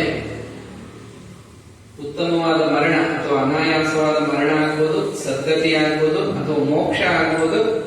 ಅದು ನಾವೇ ಮಾಡ್ಕೋಬೇಕೇ ಹೊರತು, ನಾವೇ ಪಡ್ಕೋಬೇಕೇ ಹೊರತು ಇದು ಬೇರೆ ಯಾರ್ಯಾವ ದೇವತೆಗಳು ಕೊಡೋದಲ್ಲ, ಇನ್ನೊಬ್ರು ಕೊಡೋದಲ್ಲ. ಉದ್ಧರೇ ಆತ್ಮನ ಆತ್ಮನ, ಅವರವರ ಆತ್ಮವನ್ನು ಅವರೇ ಉದ್ಧರಿಸ್ಕೋಬೇಕು. Take the whole responsibility on your own shoulder. ಇಲ್ಲಿ ಯಾರು ಯಾರ ಮೇಲೂ ಆರೋಪ ಹೊರಿಸಕ್ಕಾಗಲ್ಲ. ಅವರವ್ರು ಮಾಡಿದ್ದು ಅವರಿಗೆ ಅಲ್ಲಿ ಮರಣಕಾಲದ ರಿಸಲ್ಟ್ ಕೊಟ್ಬಿಡುತ್ತೆ. ಉಳಿದಿದ್ದು ಮುಂದಿನ ಜನ್ಮದಲ್ಲಿ ಕೊಡುತ್ತೆ. ಆ ಭಾವ ಅಲ್ಲಿ ಪ್ರಕಟ ಆಗುತ್ತೆ. ಸೊ ಅವರವರ ಕಾನ್ಶಿಯಸ್ ಲೆವೆಲ್ ತಕ್ಕ ಹಾಗೆ ಅವರಿಗೆ ಅಂತಂತ ಲೋಕಗಳು ಪ್ರಕಟ ಆಗುತ್ತೆ. ಎಲ್ಲೋ ಹೋದ ಹಾಗೆ ಅಲ್ಲೇನೋ ಒಂದು ದುಃಖ, ಅಲ್ಲೇನೋ ನರಕ, ಅಲ್ಲೇನೋ ಬಾಧೆ, ಅಲ್ಲಿ ಇನ್ನೆಲ್ಲೋ ಬಂದ ಹಾಗೆ, ಮತ್ತೆ ಇನ್ನೆಲ್ಲ ಉಟ್ಕೊಂಡು ಕಣ್ಬಿಟ್ಟು ನೋಡಿದ್ರೆ ಇಲ್ಲಿ ಹುಟ್ಟಿದಾನೆ, ಬೆಳೆದ, ಜೀವನ ಮಾಡ್ತಾನೆ. ಈ ರೀತಿಯಲ್ಲಿ ಜನನ ಮರಣಗಳು ಸುತ್ತುತ್ತಾ ಇರುತ್ತೆ. ಇದನ್ನ ಭವಚಕ್ರ ಅಂತ ಕರೀತಾರೆ. ಸಂಸಾರ ಚಕ್ರ, ಸಂಸಾರ ರೀತಿ ಸಂಸಾರ. ಸೊ ಜನನ ಮರಣಗಳು ಅಂದ್ರೆ ಇದೇನು ಸೀರಿಯಸ್ ಮ್ಯಾಟರ್ ಏನಲ್ಲ. ಹುಟ್ಟೋದು ಸಾಯೋದು, ಹುಟ್ಟೋದು ಸಾಯೋದು, ಇದು ನಡೀತಾ ಇರುತ್ತೆ. ಅಷ್ಟರಲ್ಲಿ ನಮ್ಮ ಆತ್ಮೋದ್ಧಾರ ಮಾಡಿಕೊಳ್ಳೋದು, ಅದರಲ್ಲಿ ನಮಗೆ ಮನುಷ್ಯ ಶರೀರ ಸಿಕ್ಕಿರೋದು ಒಂದು ಒಳ್ಳೆಯ ಅವಕಾಶ. ಮನುಷ್ಯ ಶರೀರ ಸಿಕ್ಕಿರುವಾಗ ಆಧ್ಯಾತ್ಮಿಕ ಜ್ಞಾನ ಪಡ್ಕೊಳ್ಳೋದು, ಗುರು ಅನುಗ್ರಹ, ಸಾಧನೆ, ಅದು ನಮ್ಮ ಪ್ರಯತ್ನ. ನಾವು ಅದನ್ನ, ನಮ್ಮ ಆತ್ಮವನ್ನು ನಾವೇ ಉದ್ಧಾರ ಮಾಡ್ತೀವಿ. ಅದಕ್ಕೆ ತಕ್ಕಂತೆ ಮರಣದ ನಂತರ ಅನುಭವ, ಮತ್ತೆ ಜನನ, ಇದು ಪುನರಾವರ್ತನೆ ಆಗ್ತಾ ಇರುತ್ತೆ. ಹೀಗಾಗಿ ಒಬ್ಬರಿಗೂ ಮತ್ತೊಬ್ಬರಿಗೂ ತುಂಬಾ ವ್ಯತ್ಯಾಸ ಇರುತ್ತೆ. ಇದೇ ಕಾರಣಕ್ಕೆ ಒಂದೇ ತಾಯಿ ಹೊಟ್ಟೆಯಲ್ಲಿ ಹುಟ್ಟಿದ್ರು ಅಣ್ಣ ತಮ್ಮಂದಾಗಲಿ, ಅಕ್ಕ ತಂಗಿರಾಗಲಿ, ಇನ್ನೊಬ್ಬರಾಗಲಿ, ಒಬ್ಬರ ಸ್ವಭಾವ ತರ ಇನ್ನೊಬ್ರು ಇರಲ್ಲ. ಯಾಕಂದ್ರೆ ಅವ್ರು ಯಾವುದೋ ಕಾಂಬಿನೇಷನ್ ಅವ್ರು ಇಲ್ಲಿ ಹುಟ್ಟಿರ್ತಾರೆ. ಅವ್ರ ಸ್ವಭಾವ ತರ ಅವ್ರು ಬದುಕ್ತಾರೆ, ಇವ್ರ ಸ್ವಭಾವದ ಹಾಗೆ ಇವ್ರು ಬದುಕ್ತಾರೆ. ಅವ್ರ ಜಾತಕನೇ ಬೇರೆ, ಇವ್ರ ಜಾತಕನೇ ಬೇರೆ. ಹುಟ್ಟಿರೋದು ಮಾತ್ರ ಒಂದೇ ವ್ಯಕ್ತಿ, ಒಂದೇ ತರ ಇರುತ್ತೆ. ಜೀವನ ಬೇರೆ ಬೇರೆ ತರ ಇರುತ್ತೆ, ಸ್ವಭಾವ ಬೇರೆ ಬೇರೆ ತರ ಇರುತ್ತೆ, ಅಭಿರುಚಿಗಳು ಬೇರೆ ಬೇರೆ ಇರುತ್ತೆ. ಗತಿನೂ ಬೇರೆ ಬೇರೆ ತರ ಇರುತ್ತೆ. ಹೀಗಾಗಿ ಪ್ರತಿಯೊಬ್ಬರು ಕೂಡ ತಮ್ಮ ಬಗ್ಗೆ ತಾವು ತಿಳ್ಕೋಬೇಕು. ನಾನು ಶರೀರ ಬಿಟ್ಟ ಮೇಲೆ ಏನಾಗಬೇಕು ಅದಕ್ಕೆ ಹೀಗೆ ಸಿದ್ಧತೆ ಮಾಡ್ಕೋಬೇಕು. ಫೈನಲ್ ಜರ್ನಿ ಅಂತ ಕರೀತಾರೆ. ಮರಣ ಅಂದ್ರೆ ಫೈನಲ್ ಜರ್ನಿ. ಒಂದು ಯಾವುದೋ ದೂರ ಪ್ರಯಾಣ ಮಾಡಬೇಕು, ಮೊದಲೇ ಪ್ರಿಪೇರ್ ಮಾಡ್ಕೊತಾ ಇರ್ತಾನೆ. ಲಗೇಜ್ ಆಗ್ಬೋದು, ಒಂದು ಟಿಕೆಟ್ ಆಗ್ಬೋದು, ಹಣ ಆಗ್ಬೋದು, ಇನ್ನೇನೇನ್ ಬೇಕು ಎಲ್ಲ. ಇದು ಒಂದು ದೂರ ಪ್ರಯಾಣ. ಮರಣಾನಂತರ ಜೀವನ ಅಂದ್ರೆ ಒಂದು ದೂರದ ಪ್ರಯಾಣ, ಪ್ರಾಣ ಪ್ರಯಾಣ ಕಾಲ ಅಂತ ಭಗವದ್ಗೀತೆ ಹೇಳುತ್ತೆ. ಆ ಪ್ರಾಣ ಪ್ರಯಾಣದ ಕಾಲದಲ್ಲಿ ಆ ಕಾಲಕ್ಕೆ ಬೇಕಾಗುವ ವ್ಯವಸ್ಥೆಯನ್ನು ನಾವು ಈಗಲೇ ಮಾಡಿಕೊಳ್ಬೇಕು. ರಾಮ ರಾಮ ರಾಮ ರಾಮಾಯಣಿರೋ ಭರತಿ ಯಮನ ಭಟರು ಬಂದು ಹೊರಡಿರೆಂದು ಮೆಟ್ಟಿ ನುಡಿಯೇ ಕೊರಳಿ ಆತ್ಮ ಸೇರಿದಾಗ ಹರಿಯ ನಾಮ ಒದಗದಯ್ಯ. ಈಗಲೇ ಭಗವನ್ ನಾಮ ಸ್ಮರಣೆ ಮಾಡಿಪ್ಪ, ಈಗಲೇ ಪುಣ್ಯ ಕಾರ್ಯ ಮಾಡಿ, ಈಗಲೇ ಜ್ಞಾನ ಪಡ್ಕೊಳ್ಳಿ, ಆಮೇಲೆ ಆಗೋದಿಲ್ಲ ಅದು. ಯಮದೂತರು ಬಂದು ನಿಂತಾಗ ಆಗ ನಾನು ವೇದಾಂತ ಕಲ್ತ್ಕೋತೀನಿ, ಆಗ ಧ್ಯಾನ ಮಾಡ್ತೀನಿ, ಈಗ ಮಾಡಿ, ಹೀಗೆ ಜ್ಞಾನ ಪಡ್ಕೊಳ್ಳಿ. ಈಗಲೇ ನೀವು ಉದ್ಧಾರ ಮಾಡುವ ಪ್ರಯತ್ನ ಪಟ್ಟರೆ ಆಗ ಅದು ಫಲ ಕೊಡುತ್ತೆ. ಹೀಗಾಗಿ ಮರಣ ಅಂದ್ರೆ ಏನು? ಮರಣಾನಂತರ ಜೀವನ ಅಂದ್ರೆ ಮರಣಾನಂತರ ಆಗುವಂತ ಅನುಭವಗಳು, ಆ ಜೀವ ಎಲ್ಲಿ ಪ್ರಯಾಣ ಮಾಡುತ್ತೆ ಎನ್ನುವುದೆಲ್ಲ ಒಬ್ಬೊಬ್ಬರದು ಪ್ರತ್ಯೇಕವಾಗಿರುತ್ತೆ. ಒಬ್ಬರ ಹಾಗೆ ಇನ್ನೊಬ್ಬರದಿರಲ್ಲ.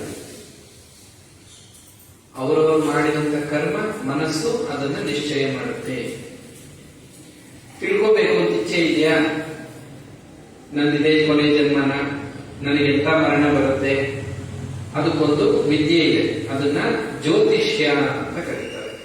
ಪರಾಶರ ಮುನಿಗಳು ಕೊಟ್ಟಂತ ಒಂದು ವಿದ್ಯೆ. ಜ್ಯೋತಿ ಅಂದ್ರೇನು? ಬೆಳಕು. ನಮ್ಮ ಜೀವನದ ಬಗ್ಗೆ, ನಮ್ಮ ಬಗ್ಗೆ ಬೆಳಕನ್ನ ಚೆಲ್ಲೋದೇ ಜ್ಯೋತಿಷ್ಯ. ಯಾರಿಗೆ ತನ್ನ ಬಗ್ಗೆ ತಾನು ತಿಳ್ಕೋಬೇಕು ಅಂತಿದೆಯೋ ಅವರು ಜ್ಯೋತಿಷ್ಯವನ್ನ ಅಧ್ಯಯನ ಮಾಡಿ, ಆ ಜಾತಕ ಅಂತ ಏನು ಇರುತ್ತೆ ಅದನ್ನ ಅವರು ಜನರೇಟ್ ಮಾಡಿಕೊಂಡು, ಅದನ್ನ ಕಲಿತು ತಿಳ್ಕೊಂಡು, ನನಗೆ ಎಂತ ಜೀವನ ಇರುತ್ತೆ, ವೃದ್ಧಾಪ್ಯ ಹೇಗಿರುತ್ತೆ, ಯೌವನ ಹೇಗಿದೆ, ವೃದ್ಧಾಪ್ಯ ಹೇಗಿದೆ, ಮರಣ ಹೇಗಿರುತ್ತೆ ಅನ್ನೋದು ಕೂಡ ತಿಳ್ಕೊಂಡು, ಇದೆಲ್ಲ ತಿಳ್ಕೊಳ್ಳೋಕೆ ಎಷ್ಟು ಟೈಮ್ ತಗೊಳುತ್ತೆ ಅದೆಲ್ಲ ಇಲ್ಲ. ಅದು ಅವರವರ ಪ್ರಯತ್ನ. ತುಂಬಾ ಸಹನೆ ಬೇಕು, ತುಂಬಾ ಸೂಕ್ಷ್ಮತೆ ಬೇಕು, ಸಾಧನೆ ಬೇಕು, ಅಧ್ಯಯನ ಆಗಬೇಕು, ಸಾಧನೆ ಆಗಬೇಕು. ಆಗ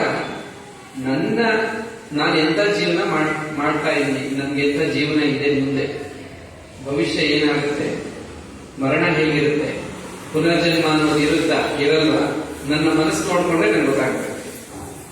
ಈಗ ಪುನರ್ಜನ್ಮ ಇದೆಯಾ ಸ್ವಾಮಿ, ನಮ್ಗೆ ಇರುತ್ತಾ ಇಲ್ವಾ? ನೀವೊಂದು ಕೆಲಸ ಮಾಡಿ, ನಿಮ್ಮ ಮನಸ್ಸನ್ನು ಸ್ಟಡಿ ಮಾಡಿ, ನಿಮ್ಗೆ ಉತ್ತರ ಸಿಗ್ತದೆ. ಇನ್ನೆಲ್ಲೂ ಉತ್ತರ ಸಿಗ್ತದೆ, ನಿಮ್ಮ ಮನಸ್ಸಿನಲ್ಲಿ ಉತ್ತರ ಸಿಗ್ತದೆ. ಮನಸ್ಸನ್ನ ಸ್ಟಡಿ ಮಾಡೋದು ಎಷ್ಟು ಜನ ಕಲ್ತ್ಕೊಂಡಿದ್ದಾರೆ? ತುಂಬಾ ಬಿಸಿ, ಏನೇನೋ ಕೆಲಸ. ಇದು ಜನಸಾಮಾನ್ಯ. ಮನುಷ್ಯ ಜನ್ಮದಲ್ಲಿ ಅದನ್ನ ಬಿಟ್ಟು ಅದೇನೋ ವಸ್ತು ಗಳಿಸೋದು, ಅದೇನೋ ಮಾಡೋದು, ಇಲ್ಲೇನೋ ಮಾಡೋದು, ಅಲ್ಲಿ ಹೋಗೋದು, ಇಲ್ಲಿ ಬರೋದು, ಸುಮ್ಮನೆ ಸಮಯ ವ್ಯರ್ಥ ಮಾಡೋದು. ನಿಮ್ಮ ಮನಸ್ಸನ್ನ ಅಧ್ಯಯನ ಮಾಡಿ. ನಿಮ್ಮ ಮನಸ್ಸಿನಲ್ಲಿ ನಿಮಗೆ ನಿಮ್ಮ ಸುಖಕ್ಕೆ ಕಾರಣ ಏನು, ನಿಮ್ಮ ದುಃಖಕ್ಕೆ ಕಾರಣ ಏನು, ಎಂತ ಮರಣ ಬರುತ್ತೆ, ಪುನರ್ಜನ್ಮ ಇರುತ್ತಾ, ಪುಣ್ಯ ಎಷ್ಟಿದೆ, ಪಾಪ ಎಷ್ಟಿದೆ, ಏನು ಎಲ್ಲ ಮನಸ್ಸಿನಲ್ಲೇ ಗೊತ್ತಾಗುತ್ತೆ. ಸ್ವಾಮಿ ವಿವೇಕಾನಂದದ್ದು ಒಂದು ವಾಕ್ಯ ಇದೆ, books are useless until your own book opens. Books are useless until, ಎಲ್ಲಿವರೆಗೂ? Your own book opens. Your own book ಅಂದ್ರೆ ನಿನ್ನ ಸ್ವಂತ ಪುಸ್ತಕ ಓಪನ್ ಆಗುವವರೆಗೂ ಈ ಪುಸ್ತಕಗಳು ಯಾವುದು ನಿಮ್ಗೆ ಅಷ್ಟು ಉಪಯೋಗಕ್ಕೆ ಬರಲ್ಲ. ಸುಮ್ಮನೆ ಇನ್ಫಾರ್ಮೇಶನ್ ಸಿಗುತ್ತೆ ಅಷ್ಟೇ, ಓದ್ಬೋದು, ಇನ್ಫಾರ್ಮೇಶನ್ ಇದೆ, ನನಗೂ ಗೊತ್ತು, ಅರ್ಥ ಆಗಿರಲ್ಲ. ಮತ್ ಯಾವುದು ನಮ್ಮ ಪುಸ್ತಕ ಅಂದ್ರೆ ನಮ್ಮ ಮನಸ್ಸನ್ನ ನಾವು ಓದ್ಬೇಕು. ನಮ್ಮ ಮನಸ್ಸಿನಲ್ಲಿರುವ ರಹಸ್ಯಕ್ಕಿಂತ ಎಲ್ಲೂ ರಹಸ್ಯ ಇಲ್ಲ. ನಮ್ಮ ಮನಸ್ಸಲ್ಲಿ ಎಷ್ಟು ರಹಸ್ಯ ಇದೆಯೋ ಅದಕ್ಕಿಂತ ದೊಡ್ಡ ರಹಸ್ಯ ಇನ್ಯಾವುದೂ ಇಲ್ಲ ಲೋಕದಲ್ಲಿ. ಅಷ್ಟು ಅಷ್ಟು ರಹಸ್ಯವಾದದ್ದು ನಮ್ಮೊಳಗಡೆ ಇರುವಂತ ಅಥವಾ ನಮ್ಮದು ಅಂತ ಏನ್ ನಾವು ಅನ್ಕೋತೀನೋ ಆ ಮನಸ್ಸು. ಈ ಕಾರಣಕ್ಕೆ ಮನೆಯೇವ ಮನುಷ್ಯನ ಕಾರಣ ಬಂಧ ಮೋಕ್ಷಯೋ, ಜೀವನ ಮರಣ, ಮರಣಾನಂತರ ಗತಿ, ಸದ್ಗತಿನೋ ದುರ್ಗತಿನೋ, ಅದಾದ್ಮೇಲೆ ಪುನರ್ಜನ್ಮ, ಎಲ್ಲವೂ ಕೂಡ ನಮಗೆ ಮನಸ್ಸಿನಲ್ಲಿ ಉತ್ತರ ಸಿಗುತ್ತೆ. ಹೀಗಾಗಿ ನಾವು ಧ್ಯಾನ ಮಾಡಬೇಕು. ಎಂಥ ಧ್ಯಾನ? ಆತ್ಮಧ್ಯಾನ. ಆತ್ಮಧ್ಯಾನ ಅಂದ್ರೆ ನನ್ನನ್ನೇ ನಾನು ಧ್ಯಾನಿಸ್ಬೇಕು. ನಾನು ಯಾರು, ನನ್ನ ಮನಸ್ಸು ಅಂದ್ರೆ ಏನು, ನಾನು ಅಧ್ಯಯನ ಮಾಡಬೇಕು. ನಮ್ಗೆ ಇವೆಲ್ಲಕ್ಕೂ ಉತ್ತರ ಸಿಗುತ್ತೆ. ಸೊ ಇಷ್ಟು ಕಾಲ ನಾವು ಗಮನಿಸಿದ್ದಿಷ್ಟೇ ಪುರಾಣದಲ್ಲಿ ಇರುವಂತಹ ಉದಾಹರಣೆಗಳು, ಮಹಾತ್ಮರ ಜೀವನದ ಉದಾಹರಣೆಗಳು, ನಮ್ಮ ಜೀವನದಲ್ಲಿ ನಾವು ನೋಡಿರುವಂತಹ ಉದಾಹರಣೆಗಳು, ಕೇಳಿರುವಂತಹ ಉದಾಹರಣೆಗಳು, ಇವನ್ನೆಲ್ಲ ನಾವು ಸ್ವಲ್ಪ ಡಿಸ್ಕಸ್ ಮಾಡಿ. ಸೊ ಇಷ್ಟು ವಿಚಾರ ಇವತ್ತು ತಿಳ್ಕೊಂಡಿದ್ದೀವಿ. ಸದ್ಯಕ್ಕೆ ಇಷ್ಟು ಸಾಕು, 1 ಗಂಟೆ ಆಗಿದೆ. ನಿಮ್ಗೆ ಇನ್ನೂ ತುಂಬಾ ಆಳವಾಗಿ ಅಧ್ಯಯನ ಮಾಡಬೇಕು ಅಂದ್ರೆ ಉಪನಿಷತ್ತುಗಳು ಅಂತ ಇದೆ, 10 ಉಪನಿಷತ್ತುಗಳು. ಬೃಹದಾರಣ್ಯಕ, ಚಾಂದೋಗ್ಯ, ತೈತರೇಯ, ಐತರೇಯ, ಪ್ರಶ್ನೋಪನಿಷತ್ತು, ಮಾಂಡವ್ಯೋಪನಿಷತ್ತು, ಮುಂಡಕೋಪನಿಷತ್ತು, ಇವೆಲ್ಲ ಕೂಡ ವೇದಾಂತ. ವಿವೇಕ ಚೂಡಾಮಣಿ, ಆಮೇಲೆ ಬ್ರಹ್ಮಸೂತ್ರಗಳು ಅದಷ್ಟು ಸುಲಭ ಅಲ್ಲ. ಅದಕ್ಕೆ ಒಬ್ರು ಗೈಡೆನ್ಸ್ ಇರಬೇಕು, ಅದನ್ನ ಅರ್ಥ ಮಾಡ್ಕೊಂಡು. ಭಾಷೆ ಬರೆದಿದ್ದಾರೆ ಶಂಕರಾಚಾರ್ಯರು. ಸುಲಭವಾಗಿ ಅರ್ಥ ಮಾಡಿಕೊಳ್ಳುವಂಥದ್ದು ಅಂದ್ರೆ ಮತ್ತೆ ಈ ಪಂಚಾದಶಿ, ಉಪದೇಶ ಸಹಸ್ರಿ, ಈ ತರ ಹಲವಾರು ಗ್ರಂಥಗಳಿದೆ. ಇದನ್ನೆಲ್ಲ ಅಧ್ಯಯನ ಮಾಡಿ ನಮ್ಮನ್ನ ನಾವು ಅರ್ಥ ಮಾಡ್ಕೊಳ್ತಾ ಮಾಡ್ಕೊಳ್ತಾ ಮಾಡ್ಕೊಳ್ತಾ ನಮಗೆ ಇವೆಲ್ಲಕ್ಕೂ ಉತ್ತರ ಸಿಗ್ತದೆ. ಮರಣ ಅಂದ್ರೇನು, ಮರಣದ ನಂತರ ಜೀವನ ಅಂದ್ರೇನು, ಪುನರ್ಜನ್ಮ ಅಂದ್ರೇನು, ಎಲ್ಲವೂ ಕೂಡ ನಮಗೆ ಸ್ಪಷ್ಟವಾಗಿ ತೆರೆದ ಪುಸ್ತಕದಂತೆ ನಮ್ಮ ಮನಸ್ಸೇ ನಮಗೆ ಉತ್ತರ ಕೊಡುತ್ತೆ. ಒಂದು ಕೆಲಸ ನಾವು ಮುಖ್ಯವಾಗಿ ಮಾಡಬೇಕು, ನಮ್ಮ ಮನಸ್ಸನ್ನ ನಮ್ಮ ಮಿತ್ರನಂತೆ ಮಾಡ್ಕೋಬೇಕು. ಜನಸಾಮಾನ್ಯರ ಮನಸ್ಸು ಹೇಗಿರುತ್ತೆ ಅಂದ್ರೆ ಅವರ ಮನಸ್ಸೇ ಅವರಿಗೆ ಶತ್ರುವಿನಂತೆ ನಡ್ಕೋತಾ ಇರುತ್ತೆ. ಹೇಗೆ ಹೇಳ್ತೀರಾ ಅದು ಅಂದ್ರೆ, ನಿಮ್ಗೆ ಯಾವತ್ತಾದ್ರೂ ದುಃಖ ಆಗಿದೆಯಾ? ದುಃಖ ಆಗಿದೆ ಅಂದ್ರೆ ನಿಮ್ಮ ಮನಸ್ಸು ನಿಮಗೆ ಶತ್ರುವಿನಂತೆ ವರ್ತಿಸ್ತಾ ಇದೆ. ಎಲ್ಲಿದೆ ಇದು? ಭಗವದ್ಗೀತೆಯಲ್ಲಿದೆ. ಇದು ಈ ಆತ್ಮ ಸಂಯಮ ಯೋಗ ಅಂತ ಅಧ್ಯಯನ 6ನೇ ಅಧ್ಯಾಯ. ಆತ್ಮನ್ನೇವಾತ್ಮನ ಬಂಧು ಆತ್ಮೈವ ರಿಪುರಾತ್ಮನಃ ಅಂತ ಒಂದು ವಾಕ್ಯ ಬರುತ್ತೆ. ನನ್ನ ಮನಸ್ಸೇ ನನಗೆ ಬಂಧು, ನನ್ನ ಮನಸ್ಸೇ ನನಗೆ ಶತ್ರು. ಯಾವಾಗ? ಮುಂದಿನ ಶ್ಲೋಕದಲ್ಲಿ ಪರಮಾತ್ಮ ಹೇಳ್ತಾನೆ, ನನ್ನ ಸ್ವಾಧೀನದಲ್ಲಿದ್ರೆ ನನ್ನ ಮನಸ್ಸು ನನಗೆ ಮಿತ್ರನಂತೆ ಕೆಲಸ ಮಾಡುತ್ತೆ, ಫೇವರ್ ಆಗಿರುತ್ತೆ. ನನ್ನ ಸ್ವಾಧೀನದಲ್ಲಿರುವ ಮನಸ್ಸು ನನಗೆ ವರ್ತತೆ ಆತ್ಮ ಇವ ಶತ್ರುವಿನಂತೆ ಕೆಲಸ ಮಾಡುತ್ತೆ. ಹೀಗಾಗಿ ನಮ್ಗೆ ಯಾರಿಂದಲೂ ಏನೋ ತೊಂದರೆ ಆಗಲ್ಲ, ಯಾರಿಂದಲೂ ಕೆಡಕಾಗಲ್ಲ. ನಮ್ಗೇನಾದ್ರು ಕೆಡಕಾಗೋದಿದ್ರೆ ನಮ್ಮ ಮನಸ್ಸಿಂದಲೇ, ನಮ್ಗೆ ಏನಾದ್ರು ಒಳ್ಳೇದು ಅಂತ ಆಗೋದಿದ್ರೆ, ನಮ್ಮ ಉದ್ಧಾರ ಆಗೋದಿದ್ರೆ ನಮ್ಮ ಮನಸ್ಸಿಂದಲೇ ನಮಗೆ ಉದ್ಧಾರ ಆಗುತ್ತೆ. ಸೊ ಮರಣ ಅನ್ನೋದು ಮನಸ್ಸಿನಲ್ಲೇ ಇದೆ, ಜನನ ಅನ್ನೋದು ಮನಸ್ಸಿನಲ್ಲೇ ಇದೆ. ಸ್ವರ್ಗ, ನರಕ, ಶುಕ್ಲಗತಿ, ಕೃಷ್ಣಗತಿ, ಇನ್ನೊಂದು ಮತ್ತೊಂದು ಏನೆಲ್ಲ ಇದೆಯೋ ನಮಗೆ ಮನಸ್ಸಿನಲ್ಲಿ ಇದು ಪ್ರಕಟ ಆಗುತ್ತೆ. ಹೀಗಾಗಿ ಧ್ಯಾನ ಮಾಡಬೇಕು, ನಮ್ಮ ಮನಸ್ಸನ್ನ ನಾವು ಅರ್ಥ ಮಾಡ್ಕೋಬೇಕು. ಇಷ್ಟು ವಿಚಾರ ಗಮನಿಸಿದ್ದೀವಿ. ಹರಿ ಓಂ ಶ್ರೀರಾಮ ಕೃಷ್ಣ.